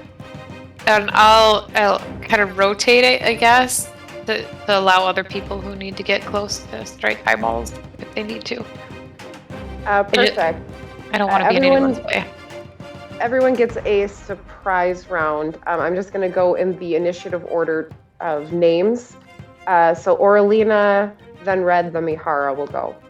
Ooh, I didn't roll for Howard. Does it say Howard isn't in on this? No, I forgot Howard. Howard is an important member of this team now. He is. He took down a goblin on his own. He probably is pretty strong. He's a pretty good bard. What can I say? So actually, Howard will go next because he also rolled a 16, but his dex is definitely a lot lower than Fertile Rose. He is held within Red's arms. He's like, oh my god, what are those things? Save me! And he doesn't try to escape. He seems to snuggle in just a little bit more into Red. Not knowing who any of you are yet is just, you know what? Someone's holding me and protecting me, and I'm going to take it. Then we will go to Oralina. All right. I'm just gonna. I was making notes and then I changed it, and I'm like, nope, that doesn't look right. I think I still wrote creek. How do you spell crack? B-R-A-C-K. B-R what? A-C-K. It's been a long day. Yep. All right. Well, I'm gonna take a get closer to it whenever I need to, and I'm gonna take a slash at it with my hand. Take a slash at the stream of eyeballs coming out of the broken cylinder. 23 to hit. Definitely hit. 4 plus 4. Ooh, sweet. Max damage 9. Nice. Ooh, nice. So you eyeball, it seems bigger than the one that Fertile made contact with. Just a little bit bigger. Where the other one looked to be about humanoid size, this one looks to be like cow-ish size. Alright. And you slash out and managed to take out a chunk out of the side, like you shaved the cornea of this eyeball and hurt it pretty badly. But it also kind of still zooms off to go join the rest of them. Alright, and I will unarmed strike as well against that one or another one. I'm not sure what I can. You could definitely follow it and track it and keep up with it. It's not moving like supersonic speed or anything, so if you wanted to double punch the same one, you can. Yeah, I will do that. Ooh, natural 20. Oh, yeah. You slash it and you immediately punch it in the exact same spot, right in the center of the iris. 1d4 plus 4, so that's 2d4 plus 8, right? No, 2d4 plus 4. No, you don't double your modifier. Yep, I got it. I fixed it. Oh. So 5 plus 4, it's another 9 points damage. So how do you want to do this for one of the eyeballs? I will, taking after Fertile Roses there, and just like spin kick, but with the back of my heel, and just like catch it from behind. As I spin around and... So as you smack it and it turns into jelly, all of you can hear a small scream inside of your head, as if doing that might have caused some pain to whatever you are fighting and has previously talked to you. It didn't happen when you just heard it, but when you got rid of the eye and took it out, for sure. Okay. Yep. I don't know if this is what we should be doing, but it seems the natural course to be doing this. That's my turn. So then up next, we go to Red and then Mihara. So Red is going to take Howard, lift him up over his head, and sit him down on my shoulders. And then I'm going to grab his ankles with my hands, just on my shoulder. And then there's eyeballs all over the ground at this point. They're not on the ground. They seem to be flying through the air directly 2 feet above the ground, coming out of that hole. Okay. And then you're just gonna call out. Alright. Okay, so you said help me, and then you scream, what do you need help with?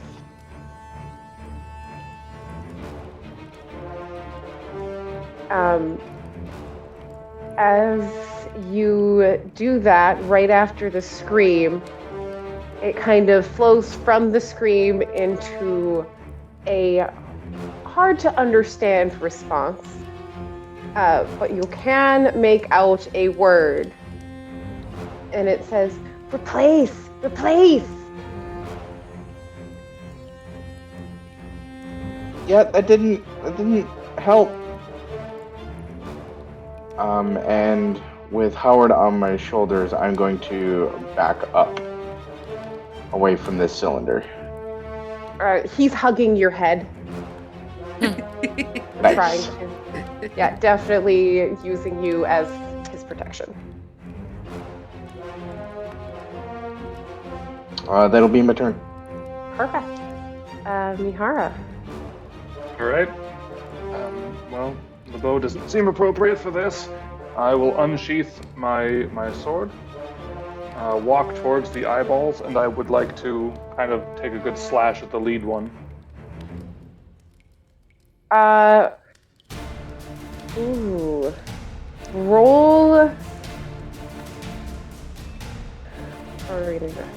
Roll a d12.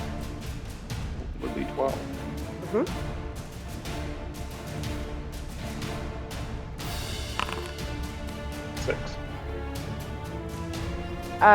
So you wait for the 6th eyeball to fly out of this tube about halfway between, and you take a smack at that one. That one looks like the leader. Sure. It's slightly bigger than all the other ones. 15 to hit. 15 hits. Perfect. And this is considered low light, correct? Or is Correct. the light gone out? Okay. The light has not gone out. The light is still being emitted. Apologies, that would point to damage.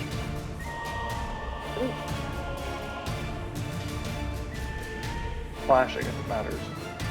And I forgot to put what you're fighting on the actual map. No metagaming that way. Right, we went straight to it's an eyeball. I mean, Oh yeah. god, is it a beholder's eyes?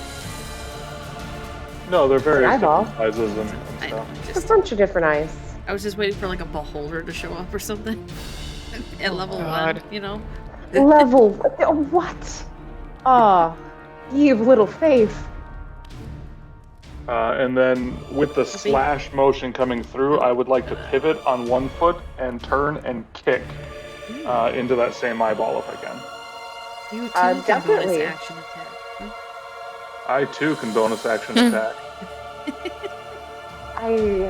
I don't know how I'm handling all of these attacks. Oh, that one. Nope.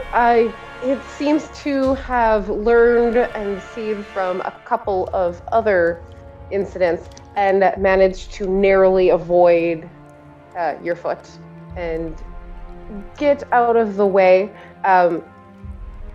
You said a natural one? Mm-hmm. So as you turn and you skip it, you manage to kick the edge of the cylinder on one of the lower parts where the water is, and it splashes up your leg. Awesome.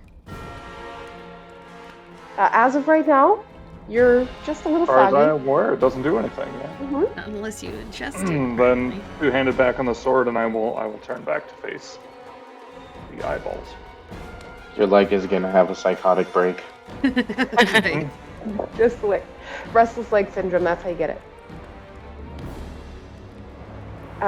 So that does bring us out of this surprise round into the top of initiative, starting with Fertile Roses, going on to Orlina. Right.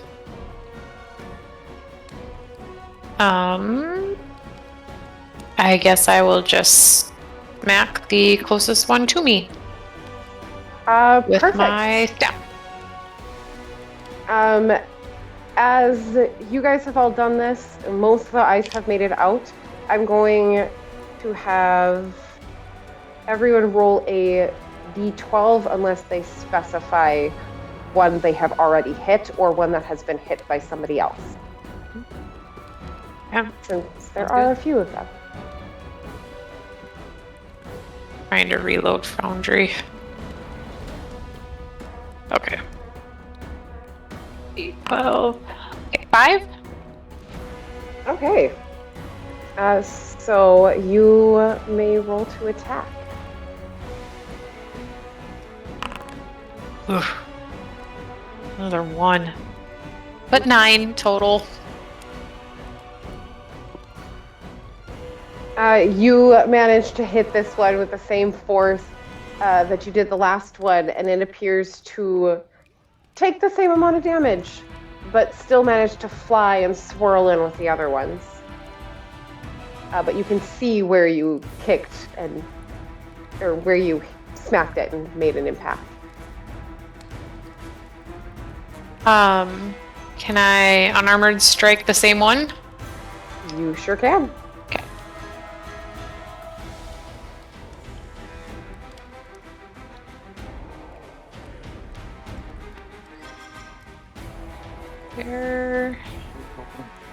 Where did I do that? There we go.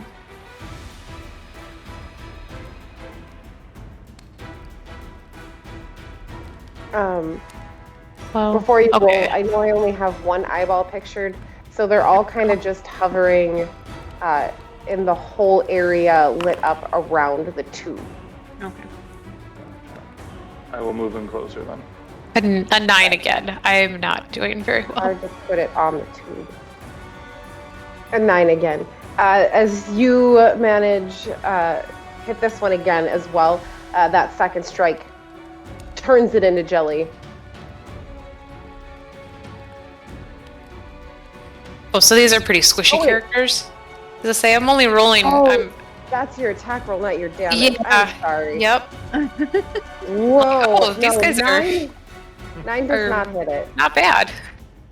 Okay. No, 9 yeah. does not hit. I'm sorry, I was confused. I was like, your damage, that's what you're rolling. Oh, wait a minute. Nope, just rolled way too low. Nope. But the first one you rolled a natural 1 then. That wasn't damage, that was your attack. Okay, So you, as well as you swing to hit one of the eyeballs, it slips out of your way and you hit the gushing liquid coming out, and you are also soggy. Ew. Ew, ew, ew, ew, ew. That's what you hear. It's slimy. Oh, that was worse. What? Oh, yep. Totally a mistake on my part, but all good now. So, do you have any movement you would like to? No, You would be up against I'm melee, the cylinder so to hit it, though. I'm just gonna hang out. Okay. You would have to be up against the cylinder, though, to hit it. So you'd be, like, there or on that side. Probably there, then. Okay. Cool.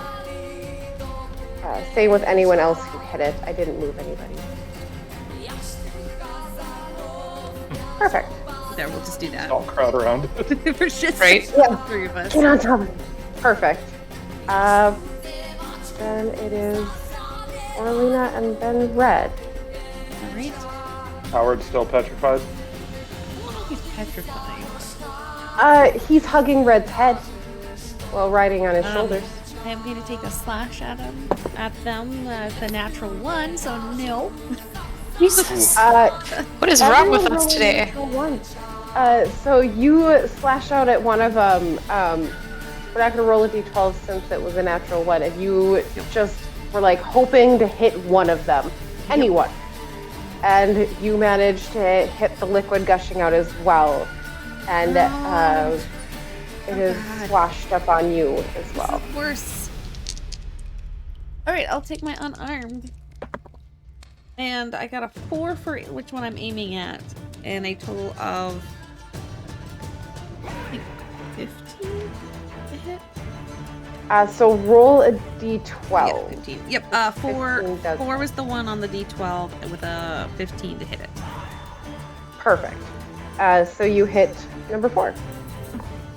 Roll damage. 5 points of damage.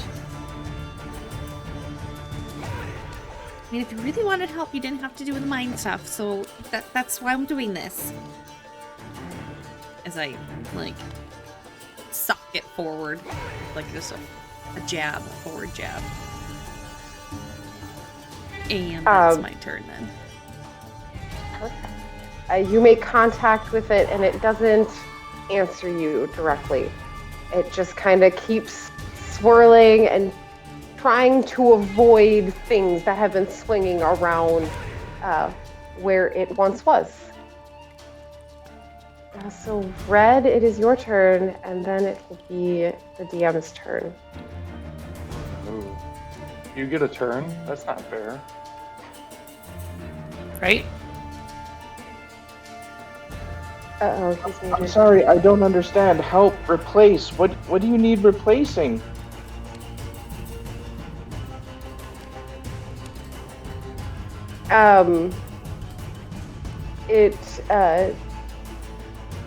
It doesn't look at you, but you can hear it in its head. And it says, "Lonely, come with us, Lonely."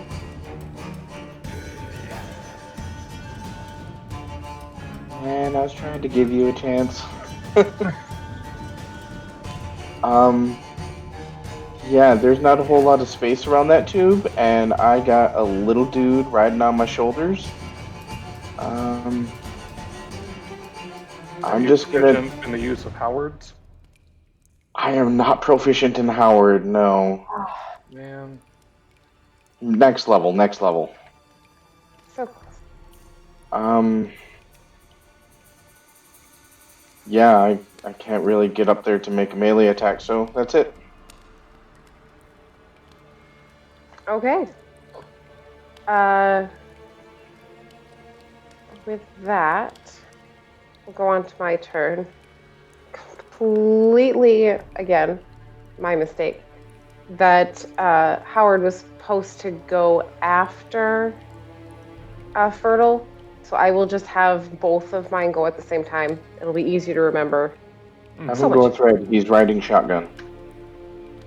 Yeah, well, the after red it'll go him because then it's the same combat. Anyway, so from atop Red's shoulders sits our lovely Howard. He.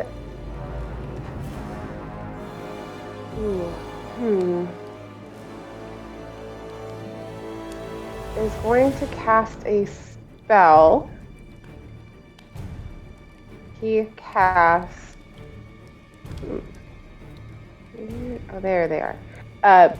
Vicious Mockery. I had scrolled down past all my spells. He turns to the eyeballs. He's like, "How dare you not come see me?" And I will roll. Because that was a bad pun. I got it. Playing a character who loved vicious mockery, hearing bad puns is perfect. We no longer see eye to eye. Yep. Yep. I love it. I don't know what you're talking about. There's none of that here.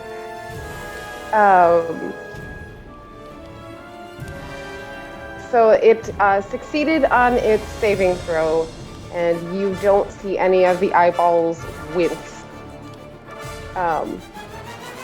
Seems like it. Very well.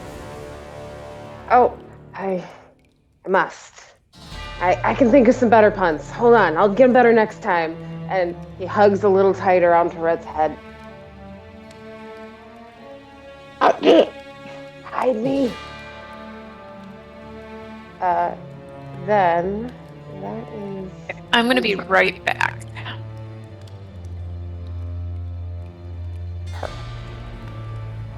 I am going to. Do we want to just pause for a second?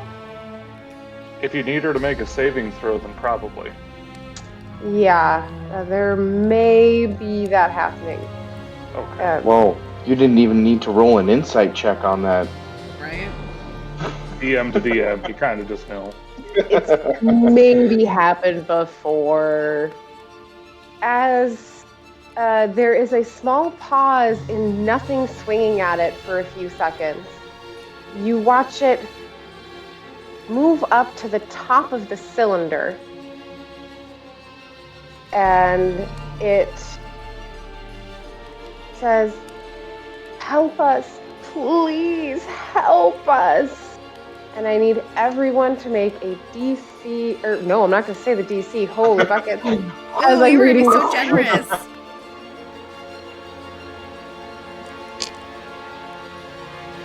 Don't forget to do it for Howard, Wisdom save, you said? Is that? A wisdom saving throw, yeah. Oh. Actually. Oh, thank God that's not a 1. It's a 7. So, How plus do we something. roll that in here? So if you go double to click your character and then hit the wisdom button. yeah, it's under the wisdom. Okay.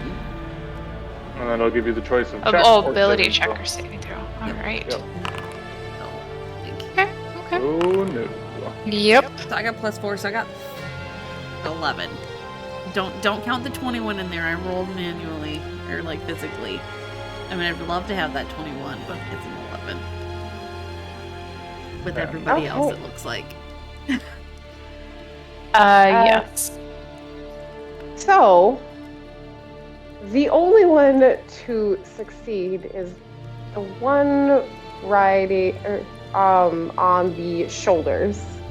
Oh, no. And Red, surprisingly, also, you don't feel anything happen either.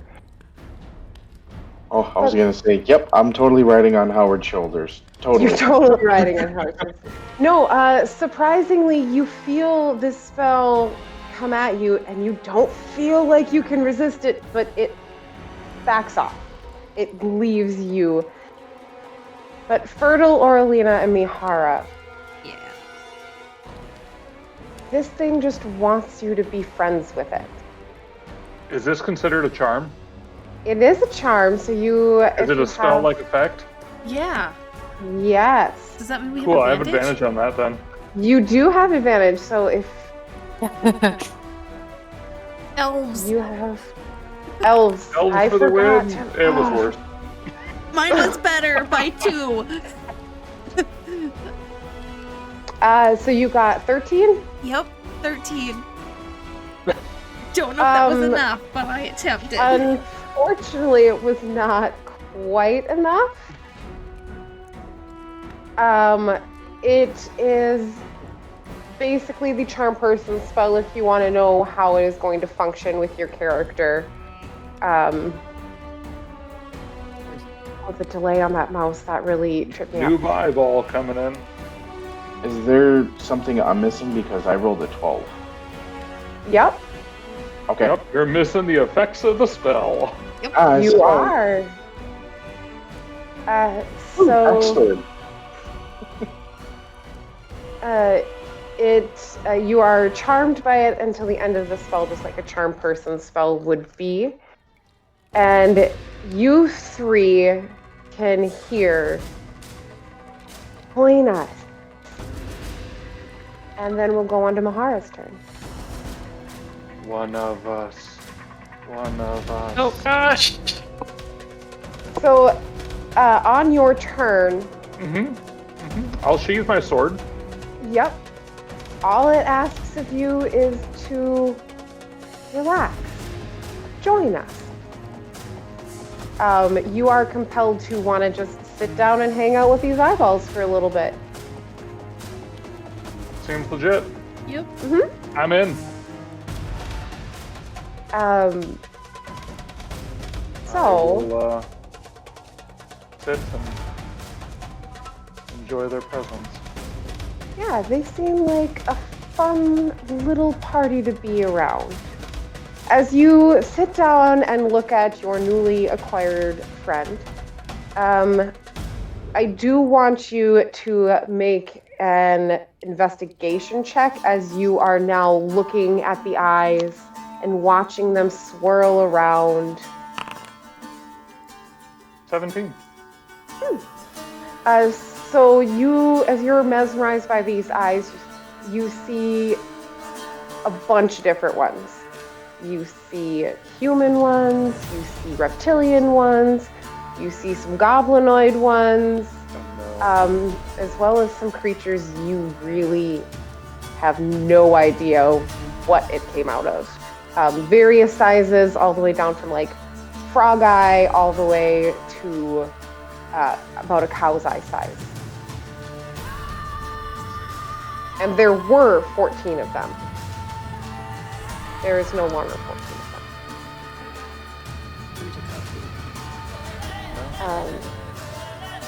At the end of that round of initiative, we are going to take a small little break here before we go to the top to the rest of our charmed party. And see what they would also like to do with this lovely group of eyeballs. I will take a 15-minute break, 10, 50, somewhere in there. And we will be right back. Over 5,000 years ago, life and time within the cosmos began to decay and unravel.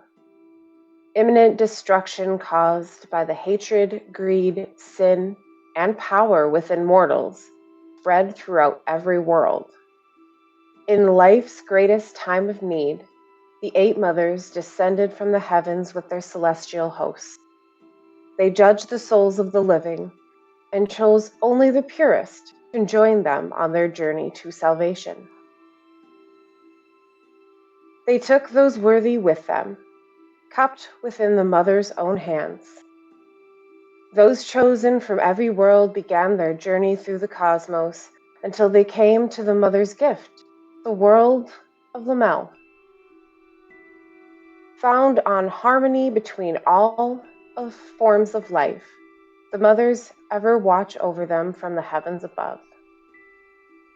Lamel is divided into 4 continents, each protected by 2 of the mothers. As each of the 8 took their watch among the mortals, their chosen cathedrals influenced the Octush cities to form as safe havens to those dedicated to those mothers, and to any seeking refuge in their loving embrace. Each mother had the same request of the mortals and enforced it. Technological advancement was forbidden, as it had a direct link to the destruction of the old worlds, as well as dark magics that were seen to draw evil into this world. After the Eight issued their decrees over the first 1,000 years walking among the mortals, they ascended into the heavens once more to observe from afar. Together they created a divine shield around the world, hiding them from the darkness. They are always silently protecting, diligently watching, and striking those down who dare attempt to bring evil to the world. 1,000 years has passed since their ascent, 2,000 years after arriving on Lamel, and the mortals' lives move forward without the direct influence of the mothers. Everyone went their own ways, led their own lives, and eventually got farther and farther from being as pure as their ancestors. Younger generations began to veer from the decrees issued by the mothers and began dabbling in the forbidden arts. Darkness slowly began seeping through the divine shield created by these mortals' ignorance, with the fear that once again the evil would destroy their sanctuary. Two of the mothers came down from their heavenly home to cast out those with ill intent, while the others repaired the damage that darkness wrought on the divine shield protecting the world. They called forth the sun and the moon to vanquish all of those tainted by evil with a single burst of purifying light. This was known as the regeneration and caused distrust among the mothers. The mothers' magic not only eliminated the darkness within their mortal souls, but also any of the younger generations of mortals of Lamel, who had gradually allowed darkness into their hearts. Over the next 3,000 years, the mothers appeared to have successfully kept darkness from the world with that regeneration, and Lamel remained in harmony. Oracles were appointed within each cathedral, serving as the word of the mothers, but most of the messages came back cryptic and often in odd languages only the oracles understand. The position of oracle is not a permanent position and has changed hands as one steps down, handing off their knowledge to a chosen successor. All had been quiet and peaceful for centuries, until almost 800 years ago the skies caught fire high above the continent of Porstein. Along with it, outsiders have slowly trickled in. Some resembled those that already populated Lamel, and there are those that were different. It is only within the last 150 years that this has come to light. And there are those that our new party has already met. Welcome to For the Greater Good. Welcome back to the campaign For the Greater Good from our little break. We left off in the middle of a fight with a strange creature of some sort made up of eyeballs floating around with no body to contain them. They flew out of this pulsing cylinder that all of you found in the cave by Howard. it spoke to you in your minds and didn't seem the most friendly or good intentioned. So everyone started taking swinging practice with the eyeballs. At the top of initiative, we will move back to Fertile Roses and then Oralina. So, Yeah. as the eyes all stopped and looked at you for a second, they all of a sudden didn't seem as threatening. They're very nice. You also just sit down next to the cylinder and look up. Since I had one of you roll already to look at it, actually I'm gonna have all of you roll. That way you can see what you personally see. So if you would also like to roll an investigation check as you are mesmerized by these floating eyes who have changed. You'll 9. have everybody do that because we'll be doing that on our turn. Yes. Okay. Yep. So you look at these eyes and they are just beautiful. You don't know where they came from, but there's so many different colors. How could anyone not like these eyes? And then So pretty. we move to. I got a 17. 17. So you also look up, and the same thing that Mihara saw. There's quite a few creatures. Definitely the goblins, like you fought, as well as the same, like reptilian, a couple of different sizes, all varying, down to 13 because one of them has been turned to goo. All right. After that, it goes back to Red. And then to Howard. Okay. Does it look like there's any type of vegetation or anything in this cave, or is it all solid rock? Very plain, just solid rock. There are no plants in here.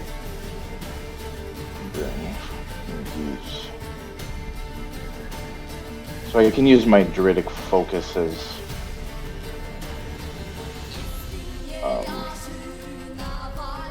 the component for spells without a GP cost, correct? Correct. Okay, Yeah, so perfect. as long as there's no gold cost on it, you're good to go. Okay. So seeing all of those eyes and everyone kind of mesmerized by it, I'm going to let go of one of his ankles, reach down and grab my club, and I'm gonna point it out towards where the eyeballs are. And you see from, well, you guys probably are not even looking, so you won't see this yet. So basically this thorny vine comes shooting out of my club and will attempt to attack one of those eyeballs. And I'm going to cast Thorn Whip. Let's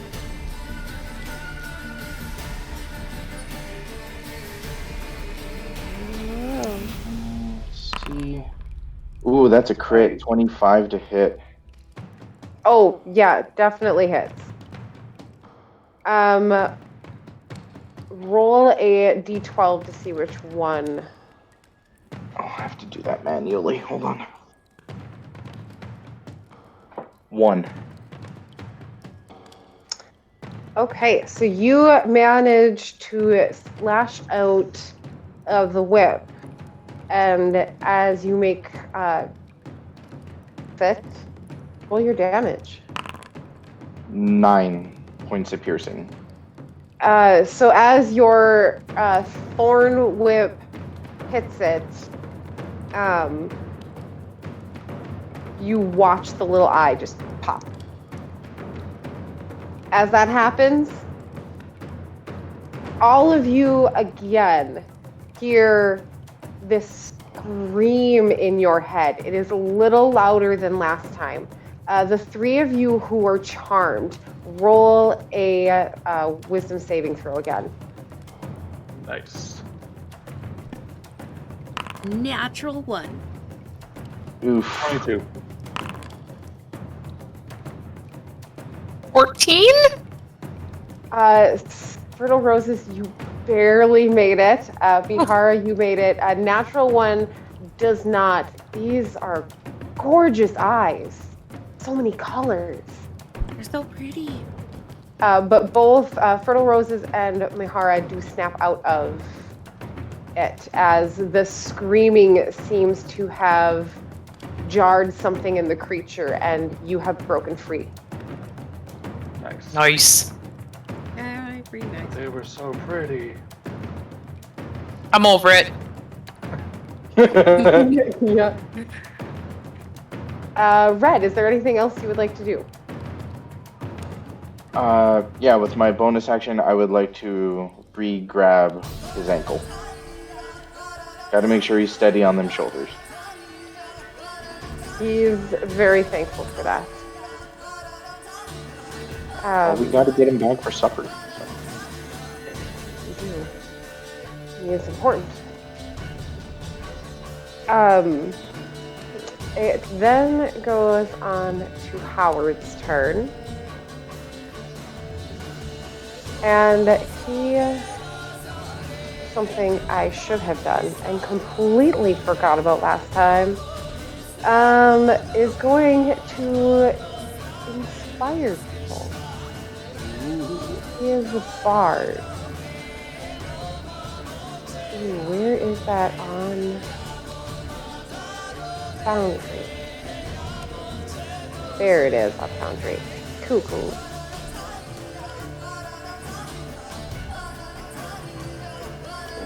Punch it in manually. Perfect. As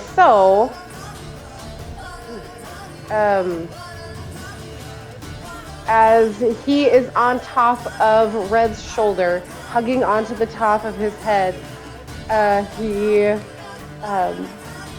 yells out to everyone, "You're doing great!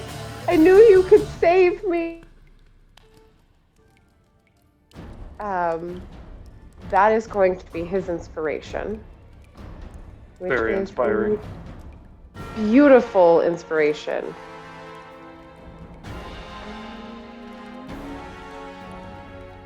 So it's like a D8, right? Because he's super high level. Yeah, it is D12. actually 1d8. Oh. Not bad. Then. Yeah, I'll take it. And it's all of you, since you can all hear him. You're all That's within distance. amazing too. Yes. Then he is going to use his action.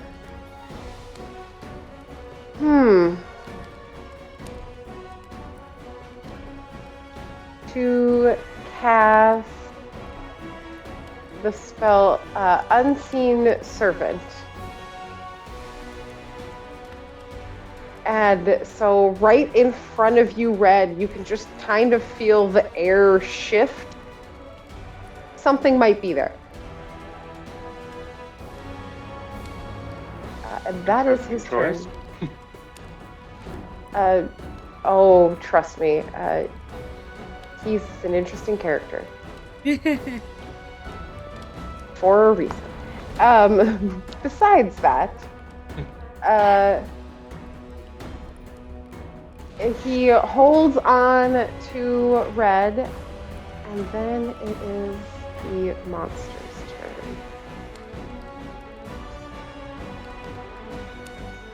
turn. So, only one of you is entranced by it still. All of the eyes move towards Orlina. Yay. Oh no. Oh boy. Yep. As they circle around your head, you can feel a vibration and a slight tugging at your. Ooh, let's flip a coin. Odds or evens? Oh Oh no.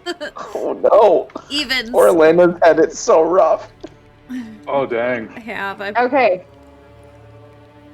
So your left eye begins to vibrate, Oh no. and you can feel a pressure that doesn't seem to be pulling it out of your eye, seems to be pushing it out of your eye, Oh, or your eye out. Oh no. I hate that I can't see your reaction right now. It's grimace. It's Utter horror is my guess. Oh god. Okay. Yep. And Here's where we need new as, art, right? Yep. as it's spinning around you, you can hear, "Join us, join us," as it spins around you. Right. With that, it is Mihara's turn. Wonderful. I would like to slash as good as I can against the eyeball thingies. Perfect. Roll to see which one you are attacking. 12. Ah, perfect. So, roll to hit. 15. That does hit. Two-handed, take a swipe towards that eyeball. Need to roll outside of the game for that one. 5 points of damage. Perfect. Slash. So you manage to do 5 points of damage, and it's still whirling around with the rest of them. You see a few of them that are injured now. Okay. With that, since they are a little ways off, I would like to hop slightly and then again do a stylized roundhouse to try to kick another eyeball. Perfect. Do you want me to roll to see which one I hit for that one and then roll Yes. to hit? Okay. Yeah, they're much harder to target now that they are spinning around. Number 1. Perfect. This one looks to be unscathed thus far. 12 to hit. 12 does not hit. These are slippery buggers. They seem that way. Yeah, they're tiny. They're eyeballs. They are. And they're slimy. Yeah, shoot. That would be my turn then. Sounds good. Brings us back to Fertile. So to be clear, they're all spinning around her head? Yes, the remaining 12 of them are still spinning around her head. Okay. Would I have to I didn't roll move? on that one and kick her. Do it. I was waiting. I'll go over there, I guess. Oh, Could signal is 5 feet. Oh, I do? I can? Okay. Then I will just stay here. I guess it really doesn't matter, I don't think, but whatever. with that diagonal, there is a pillar in between you guys. Okay, then I would move. Yeah. Which would be no problem. Okay. And then I will take my staff and attack. Perfect. Whew, there we go. That'll hit him. Yes, definitely. Roll a d12 to see which one you hit.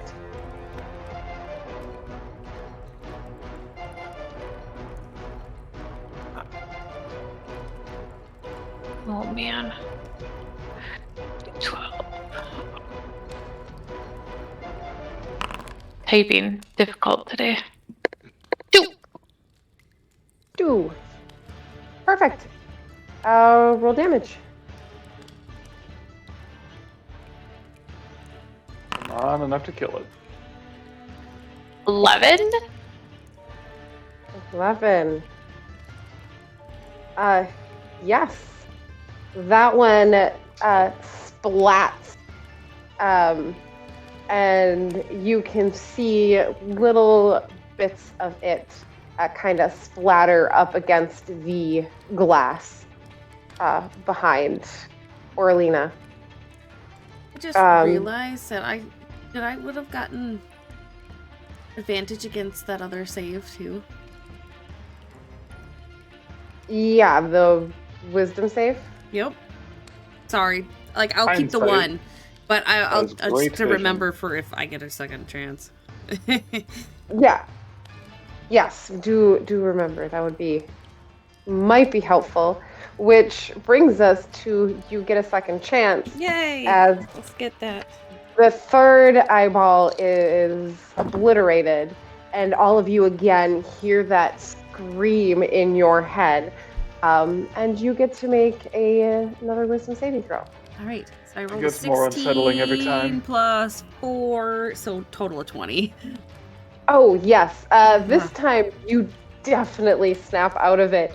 And as you snap out of it, you see the eyes swirling around you. And the left eye is pulsing, but not vibrating anymore. It won't stop twitching! Does she feel it like slide back into the socket ever so slightly? Ooh. Oh, unsettling. It doesn't really move. But I do have a question for you, Orlina, on your turn. So, Fertile Roses, is there anything else you would like to do? Yeah, I'm an armored strike if I can. I'll try and see. You'll roll another d12 since this one, they're still moving. Yep.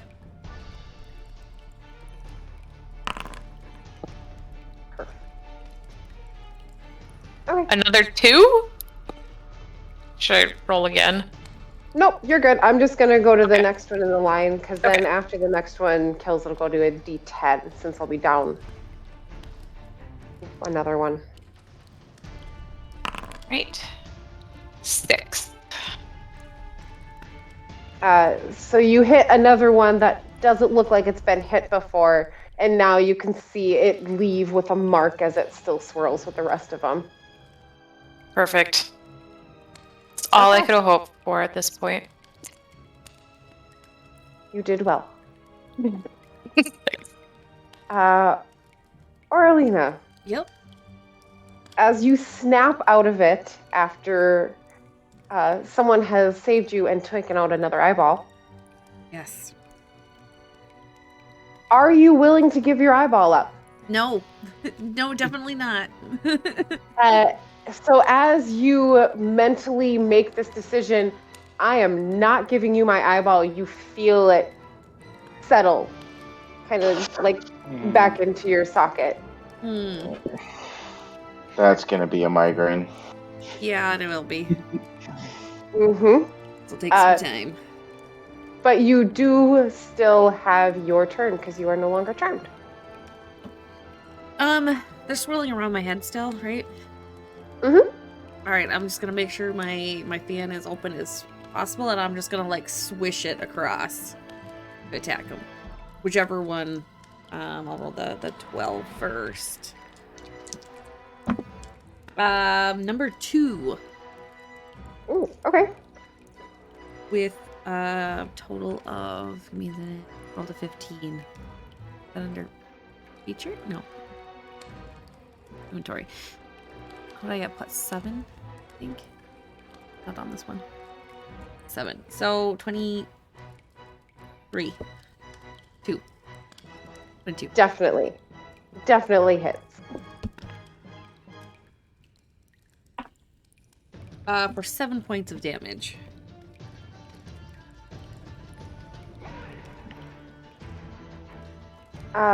You hit it, and you hit it.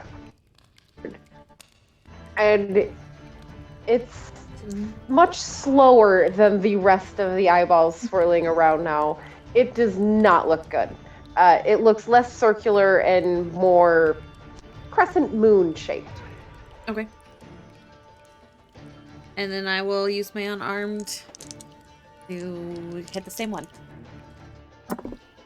And I'm with a natural 1. This dice is going into jail.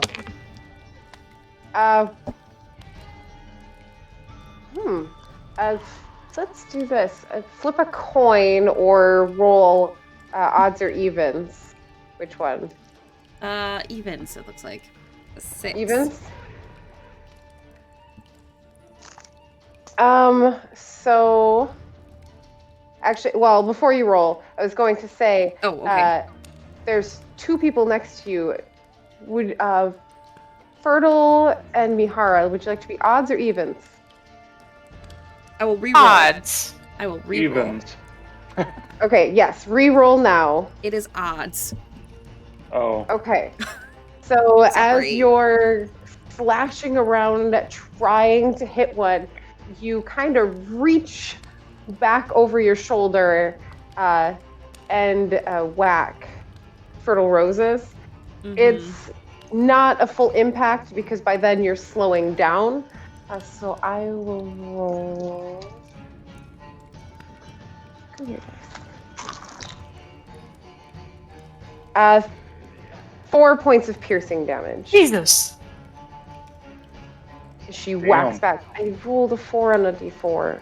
Yeah. Ow. Sorry. Jeez. Modifier. Stop twitching. Ouch. I'm sorry.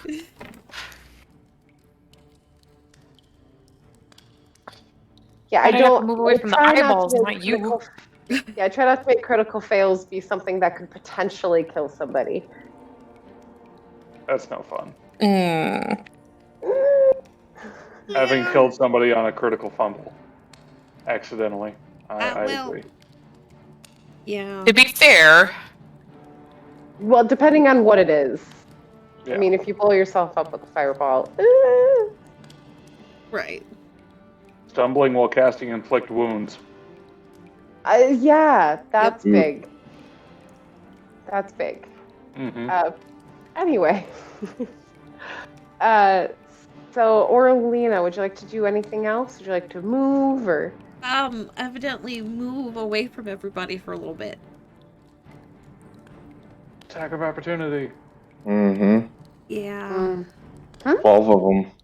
Mm-hmm. Mm-hmm. Well, 11 of them. Yeah, we're down 3. Yep. Apparently that's Oh boy. not As you move away,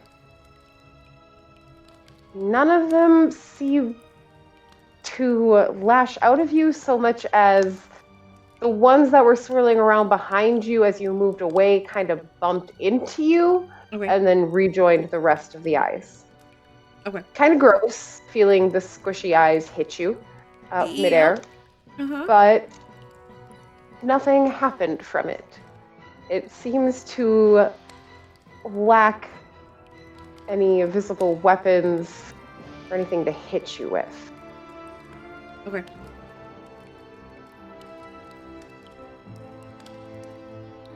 And then we will go on to Red.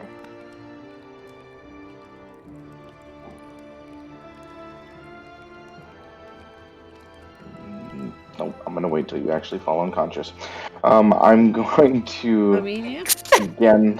fair. So I'm gonna again extend my club out towards where the swarm of eyeballs is, and this time you guys can see the end of my club that looks like a fist. You can see the index finger stretch out and point where I'm looking, and you see this vine lash out from the fingertip at the eyeballs, and odd enough, the vine has a slightly reddish color to it. Cool. Cool. So again, going to cast Vine Whip. Or Thorn Whip, sorry.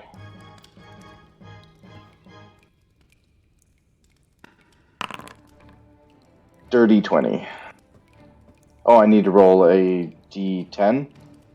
12. There are 11 of them still. Okay, I'll do a 12. 5. Perfect. So, dirty 20. 2 points of piercing damage. You see it hit, but kind of just graze the side of one of the eyes swirling around. Oh god, it's leaking. Oh god, it's leaking. Oh, gross. And at the end of the spell, you see that index finger curl back into the club. That will be my turn. Perfect. So we will go on to Howard. So Howard being on top of Red, seeing that Orlina finally escaped and made it out, it is going to.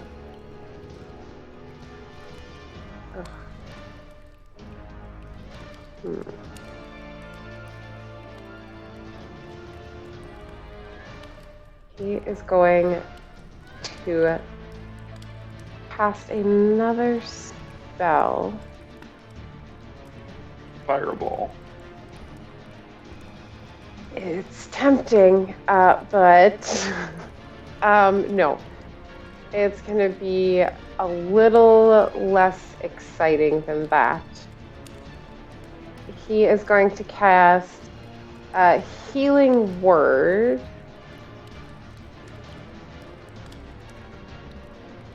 at Fertile Roses. Yes. And as he looks towards you and sends you healing vibes, he yells, "Gesundheit!" Nice. And it is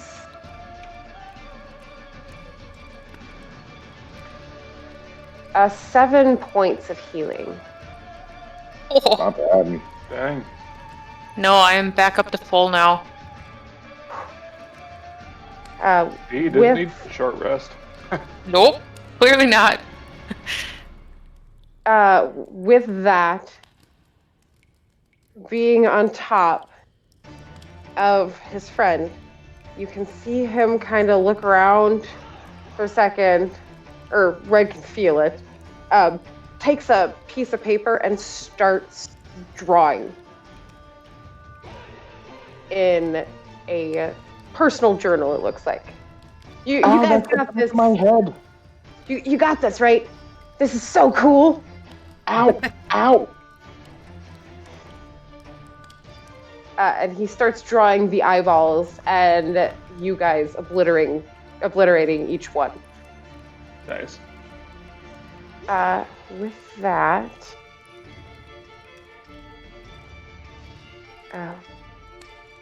we go back to the eyes. As they realize that they are no longer in control of Orlina,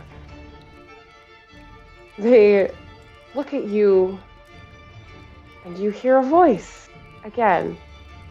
And all you hear is, "If that's how we're gonna play, you can't see me." And they turn invisible. Oh, goodness. So now they are. Ooh, that's what I was gonna do. Thank you. They are invisible. That is the end of their turn. We go on to Mihara. Well, I'm going to try to slash out where I thought they were last. And Perfect. hope that that's going to work. I don't like my chances, but we shall see. An 11 to hit. You slash out and you don't make contact with anything. Okay. Gotcha.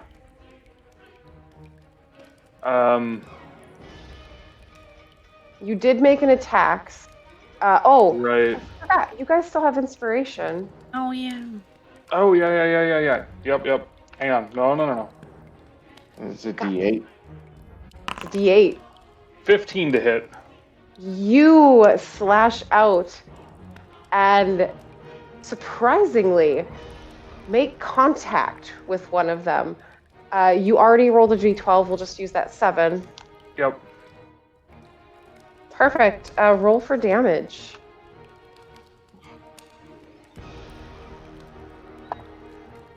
Seven points of damage. Slashing. Oof. Ouchie. And you did make an attack, so you do still have a bonus action. Feeling very confident now, even not seeing my foe, I will try an unarmed strike real quick.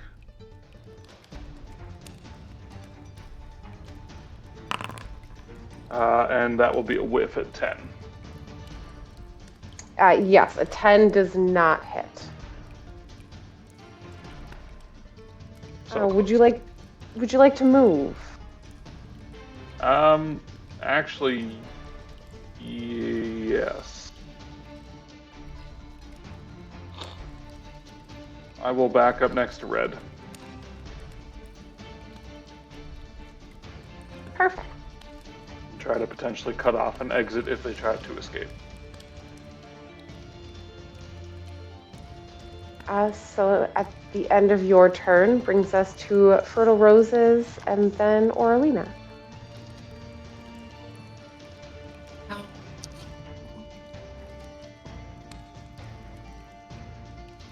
I think I'm just gonna have to strike out as well and hope I hit something.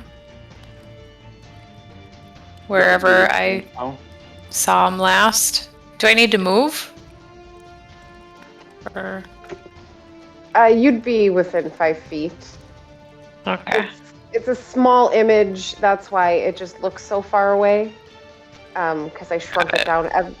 It looked really weird having a full eyeball in the 5-foot square. Okay, so 16. Because it's at disadvantage, right?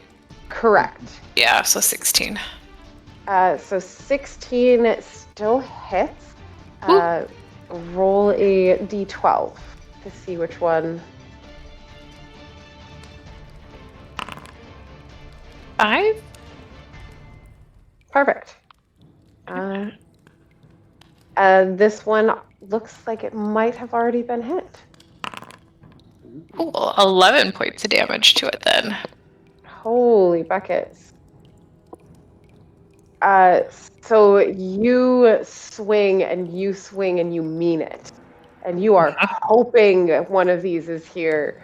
And you feel the contact. As it hits, you're not sure you took it out. It's not all on your staff. There's goo, but you don't see white matter or the iris still stuck to it. Got it. But you do still have a bonus action as well. I think I have to try and do the unarmored strike.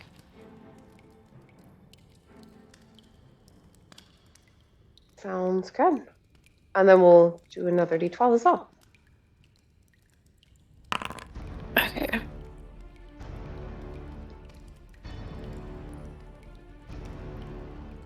Pretty good. Mm-hmm. Yeah. That still hits. All right. Sweet. 8. And, d12. Yep.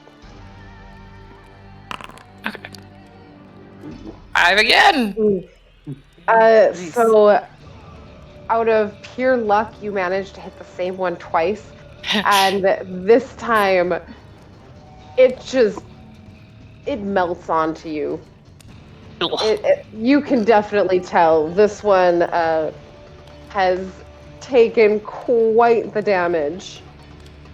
And you hear again in your head that screaming, but it sounds a little quieter, a little more distant. Excellent. Is there anything else you would like to do?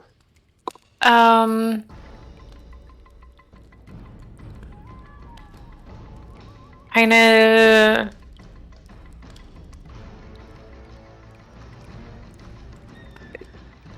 taking a hint from Mihara, I'll try and block the entrance as well.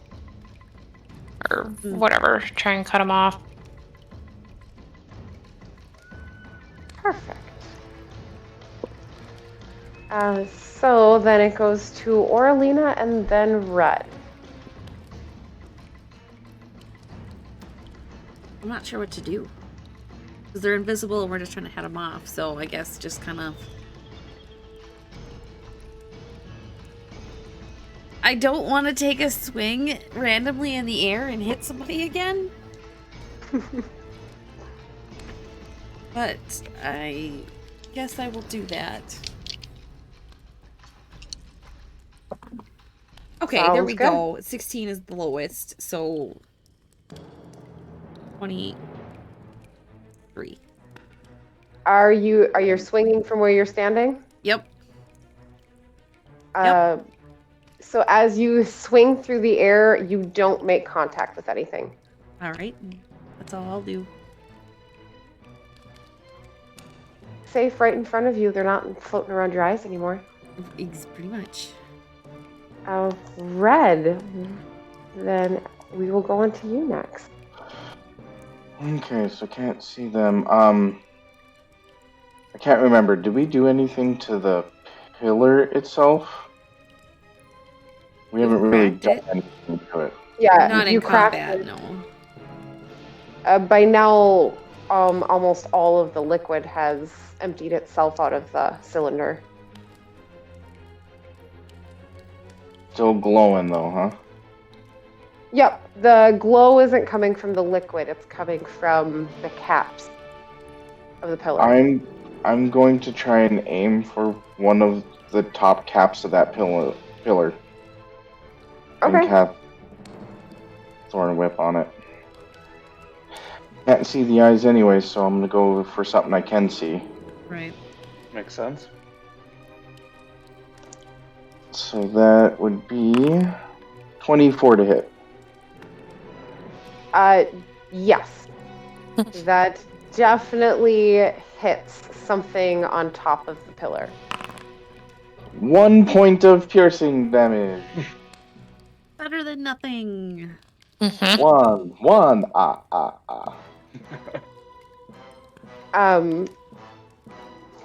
As you do that, it hits something. It feels different than what you hit before. Yup, squish versus metal. Mm-hmm. Yes, it Seems does. reasonable. Or what I assume is metal. But you whacked it. Anyway, so after you use your Thorn Whip, is there anything else you would like to do? Nope. Hanging out, waiting for the eyeballs. Perfect. So then Howard looks around. Where'd they go? Where'd they go? Uh-huh. Yep. That's a very good question. And he is going to cast See Invisibility. Howard's a cheater. Howard Weird never, and such. he never claimed to be a not cheater. Yeah, that's true. Fair point.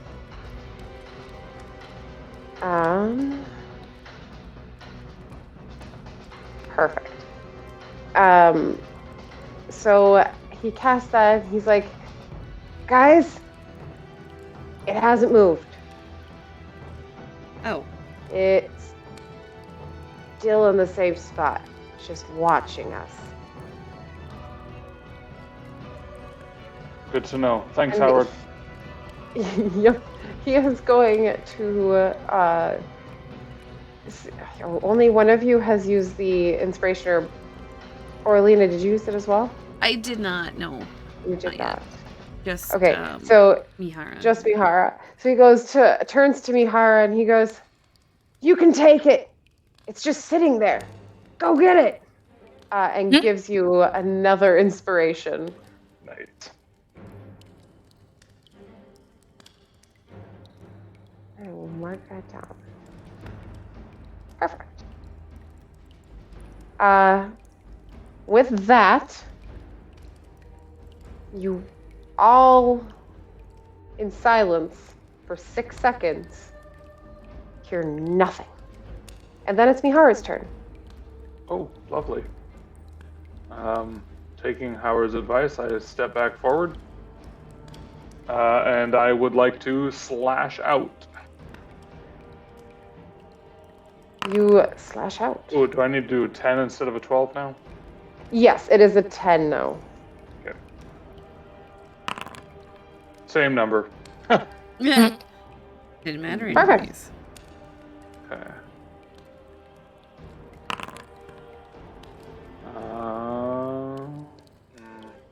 Nope. First slash should be a miss. And then I would like to come back. And hope for the best. On this next one is I would like to kind of bitch slap the air and hope that I can hit something. Yes. Open palm. Yeah, there we go. 19.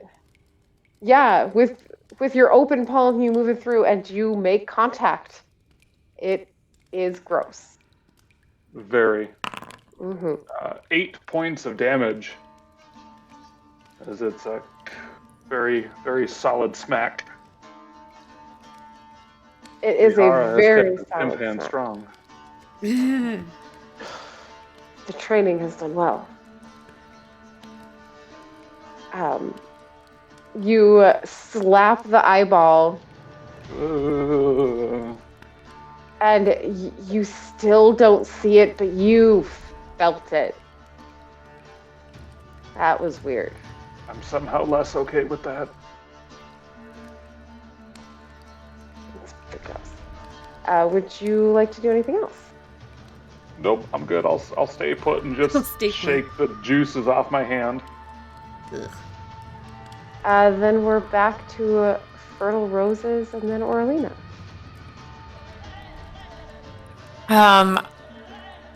Well, also looked like he was having some good luck, so I will also move up and slash in that general area. Or not slash, I have a staff. Perfect. 13. You swing, and with a 13, you only make contact with air. And again, I forgot to write, you do have inspiration still as well. It's too late for me to use it though, right? Or She's prompting you to do it. Yeah. oh, okay. She's like, use it. Just roll higher than a 1. You got this. A D8, right? Yes. All right. Nice. Yeah. All right. Hey. Now it's a yeah. 20. Now you definitely do make contact. It is down to 10, so it's a D10. Okay. 1 Perfect. and 11 points of damage. Real good. Ooh, Yeah, it's pretty good. You hit it, and you have gotten pretty good at this whole swinging and hitting eyeballs. And you make contact with another one. Again, it doesn't look like it stuck to your staff or anything. But you whacked it good. Really good. I would like to unarmored strike then, if I can. You sure can. Okay. Ooh, a 10. Probably does not hit. No, that one does not hit. I will just kind of keep hanging out here and see if I feel any eyeballs approach me. Sounds good. With that, we will go on to Orlina. I'm just gonna move up. Move something. And I'm gonna try hitting it in the same spot where everybody has said it is. Is that... Sorry, was that... No, sorry. I got it.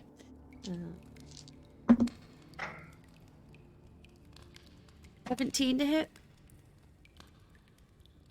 17 hits. Alright, and then I need to do a d10. Correct. My 10. There it is. That is a 6. Sounds good. For 5 points of damage, I believe. You again can feel that you've made contact, but you have no confirmation that you took this creature out. Alright, and then I will do my unarmed to do... Try in the same area. Mm-hmm. And you will still roll another d10. Okay. To hit 19 and then number 2. Oh, definitely hits. That would be 3 plus 4 would be 7 points. You smack out, and this has already been well pulverized, and it just sticks to you.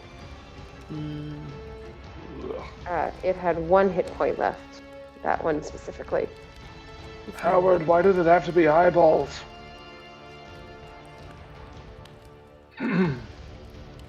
He doesn't know either. Is there anything else you would like to do on your turn? Nope, that's it. That's it, I think. Okay. Then on to Red. Okay, so I'm going to attack the top of that pillar thing again. Perfect. $24 to hit. Oh, you hit it. Come on, more than 1. 5 points piercing.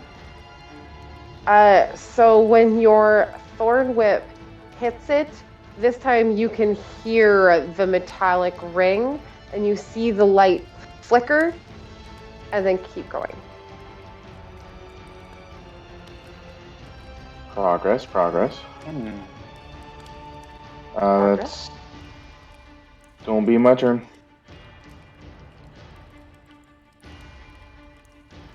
Perfect. So Howard, from atop your shoulder,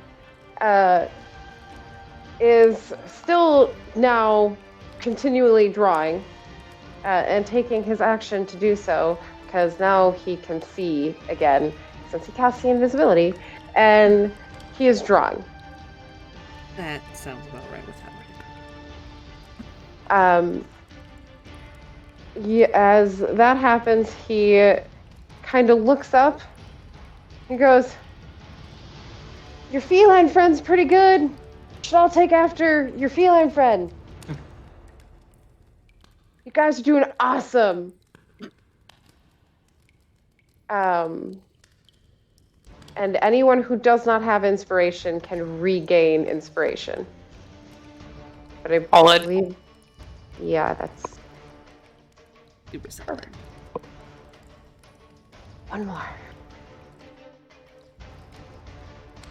With that, before all 3 of you, all of the eyes come back into existence.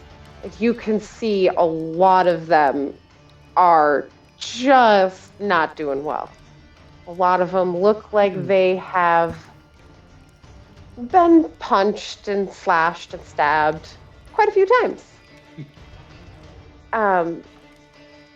It looks at all of you, very darting back and forth all around, and you all see it move away from everybody. So yes, you guys will get an attack of opportunity as it is moving away from you, and Gladly. start to try to go up the cave walls. It appears that it is, as you assumed, trying to escape.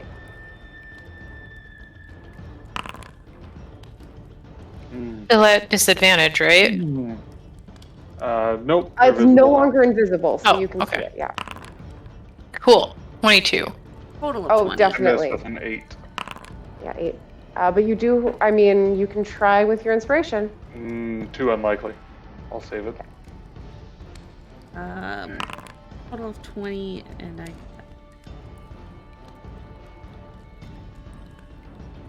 I can't bring up. You know what? I'll just roll damage in here.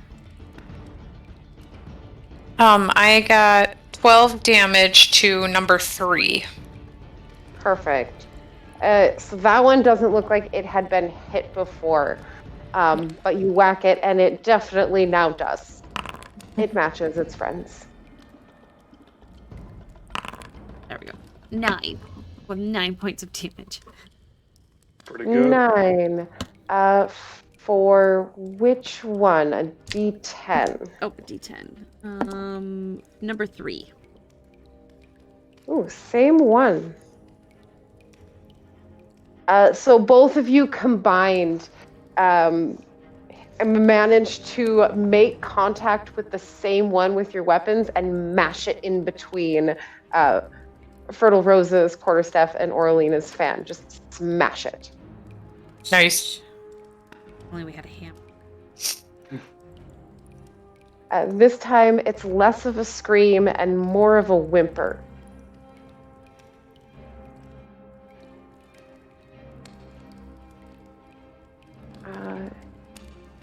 With that, we will move on to Mihara's turn.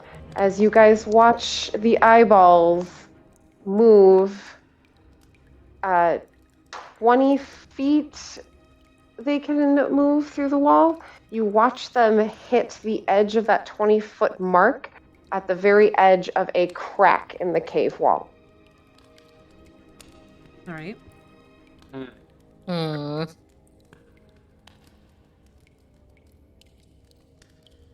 And then it is Mihara's turn.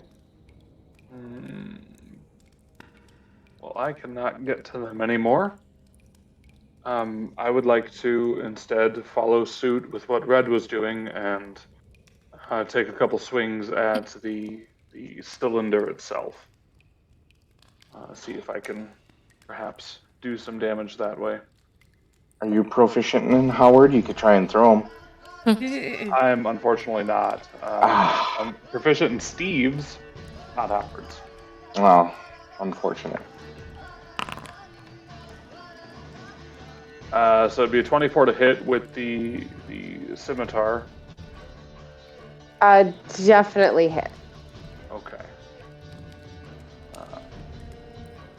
And that is 6 points of damage for that one, and then I will follow up by planting a foot on the wall and doing a cartwheel kick into the top, driving my heel into the top of the container.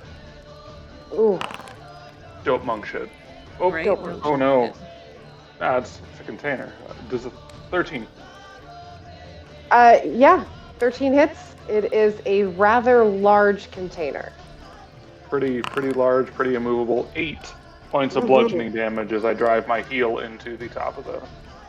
Ooh, so as you drive your heel into the top of it, you've managed to hit the same spot on the top where Red has hit. And you manage to crack the metal on top. When that happens, I need you to roll a dexterity saving throw. Okay.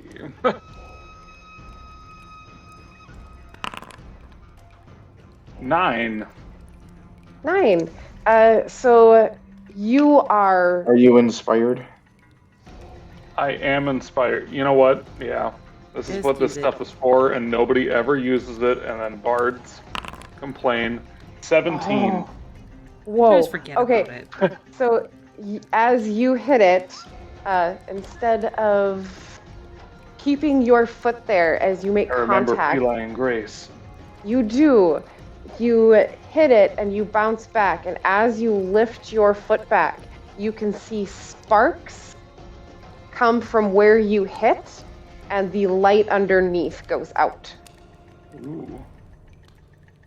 So now it's dark. There is now only the light at the bottom. So there were 2 lights, one at the top and one at the bottom. The top one is Okay. broken. Hopefully that was worthwhile.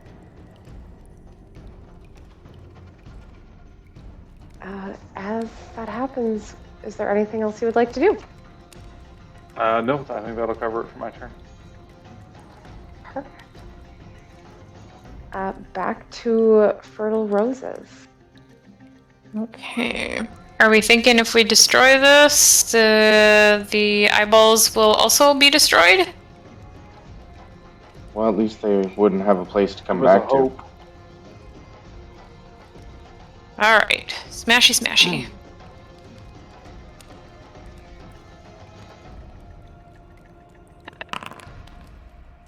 Crit that bad boy. Dang. And that'll be 14 points damage to the Whoa. to the Jeez. cylinder. Holy buckets. Where on the cylinder are you aiming? Red and Mihara were at the top cap and they broke it. I will go for the bottom then. Yeah. Okay. Try and You make contact and you immediately dent it in. Just the sheer force of it. Why with a hit like that?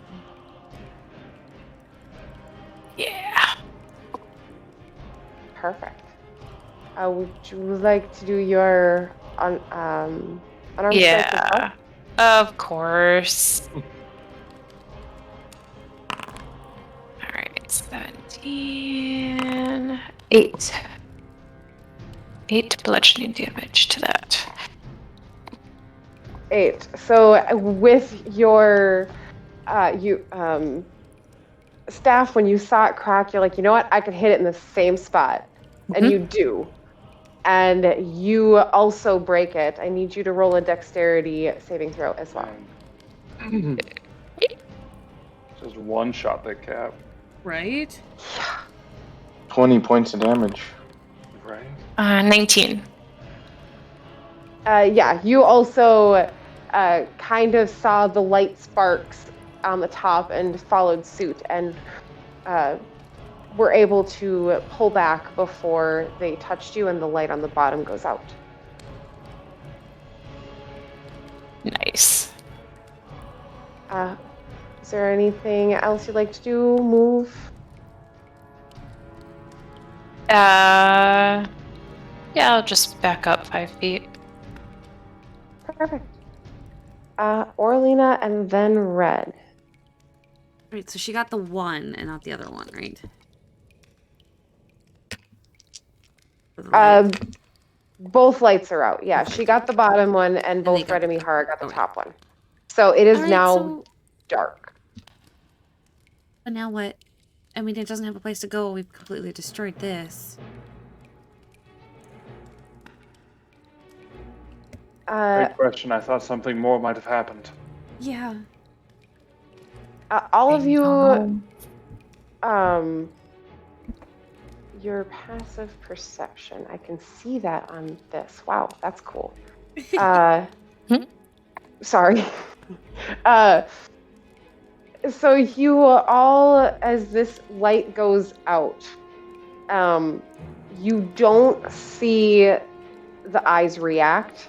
You don't see them try to return to it. They still seem to be kind of scuttling over the wall.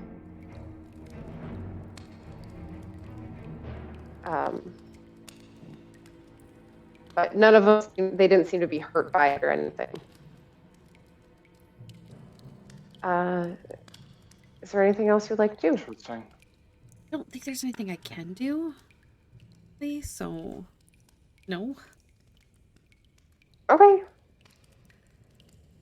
That brings us to Red.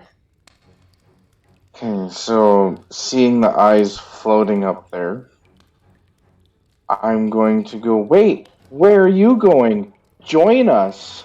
And I'm going to point the club up at them and again cast Thorn Whip. Love it.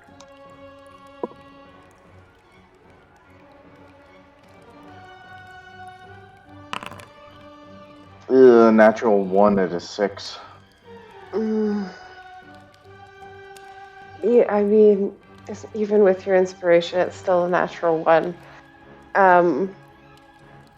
So, as you go up to try and whack one of them, you can feel it hits the stone wall, and it sends a vibration up your arm, kind of numbing it for a second. You take 2 points of damage from the recoil of your Thorn Whip coming back at you. Wow. Ow. Oh, yeah, ow, indeed. Sharp. They're sharp. Yeah, no, not gonna move. Just gonna stay here. Lick my wounds.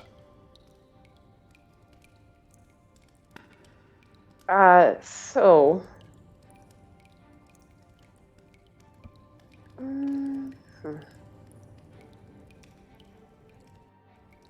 We move on to Howard.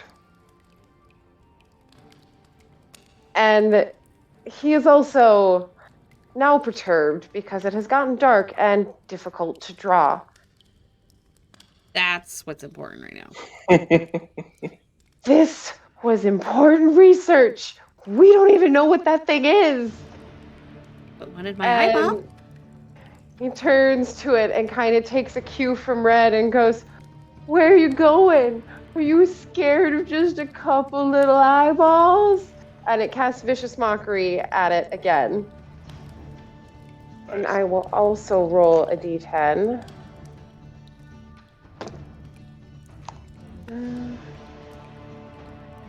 Of course, one that has not been hit.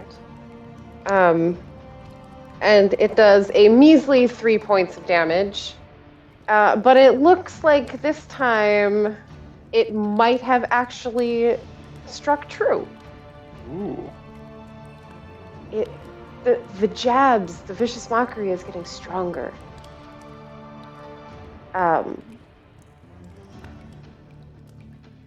As it skitters around the wall, you can see that any hole the eyes can kind of fit into, it fits into. The hole size has to be roughly about 1 inch, and any of the eyes you watch slowly disappear into different holes inside of the cave wall. Gross. And with that, you are out of initiative. It has disappeared out into the cave wall. The cave grows quiet. There's no screaming. And none of you can see a single eyeball, minus the ones you have already destroyed, in the room. Pick, check. Does Howard have both eyes? Yes, Howard has both of his eyes. You can very easily just go up to Red, grab him, and just look at him. Both eyes.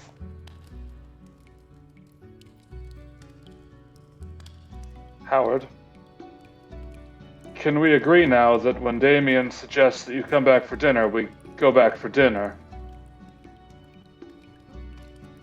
Yeah, dinner would have been a little safer. Just a little bit. Speaking of heading back for dinner, can you guys help grab my stuff? Sure. Yes. If it'll get us out of here a little bit faster. Evidently, You- yes. See him take the desk and kind of shove everything into a bag and just hands it to one of you. Goes over to the pile, picks it up, kind of rolls it really awkward. How's he doing that from my shoulders? I'm still holding his ankles. Oh, I suppose you haven't let him go. Cartwheel, or like wheelbarrow style. Oh, you still got him. Oh, well, he doesn't do that then. But he's pointing. He's like, grab that. I need that. I need that and that. Should bring the cylinder. It's empty now. I think we're gonna leave the cylinder. Yeah. If there's anything worse that the thing's going to do, we don't want to be anywhere near it. Mm-hmm. That is true. And Before we leave, I want to have him show me where that last goblin was, and I want to see if it is also missing an eyeball or not. Oh, yeah. Yeah. So, when you ask him where the goblin is, he goes, it's under the desk. I'll go take a look. And when you pull it out, it is also missing one of its eyes. Convenient. Checking. Hmm. Yeah, no. Cool.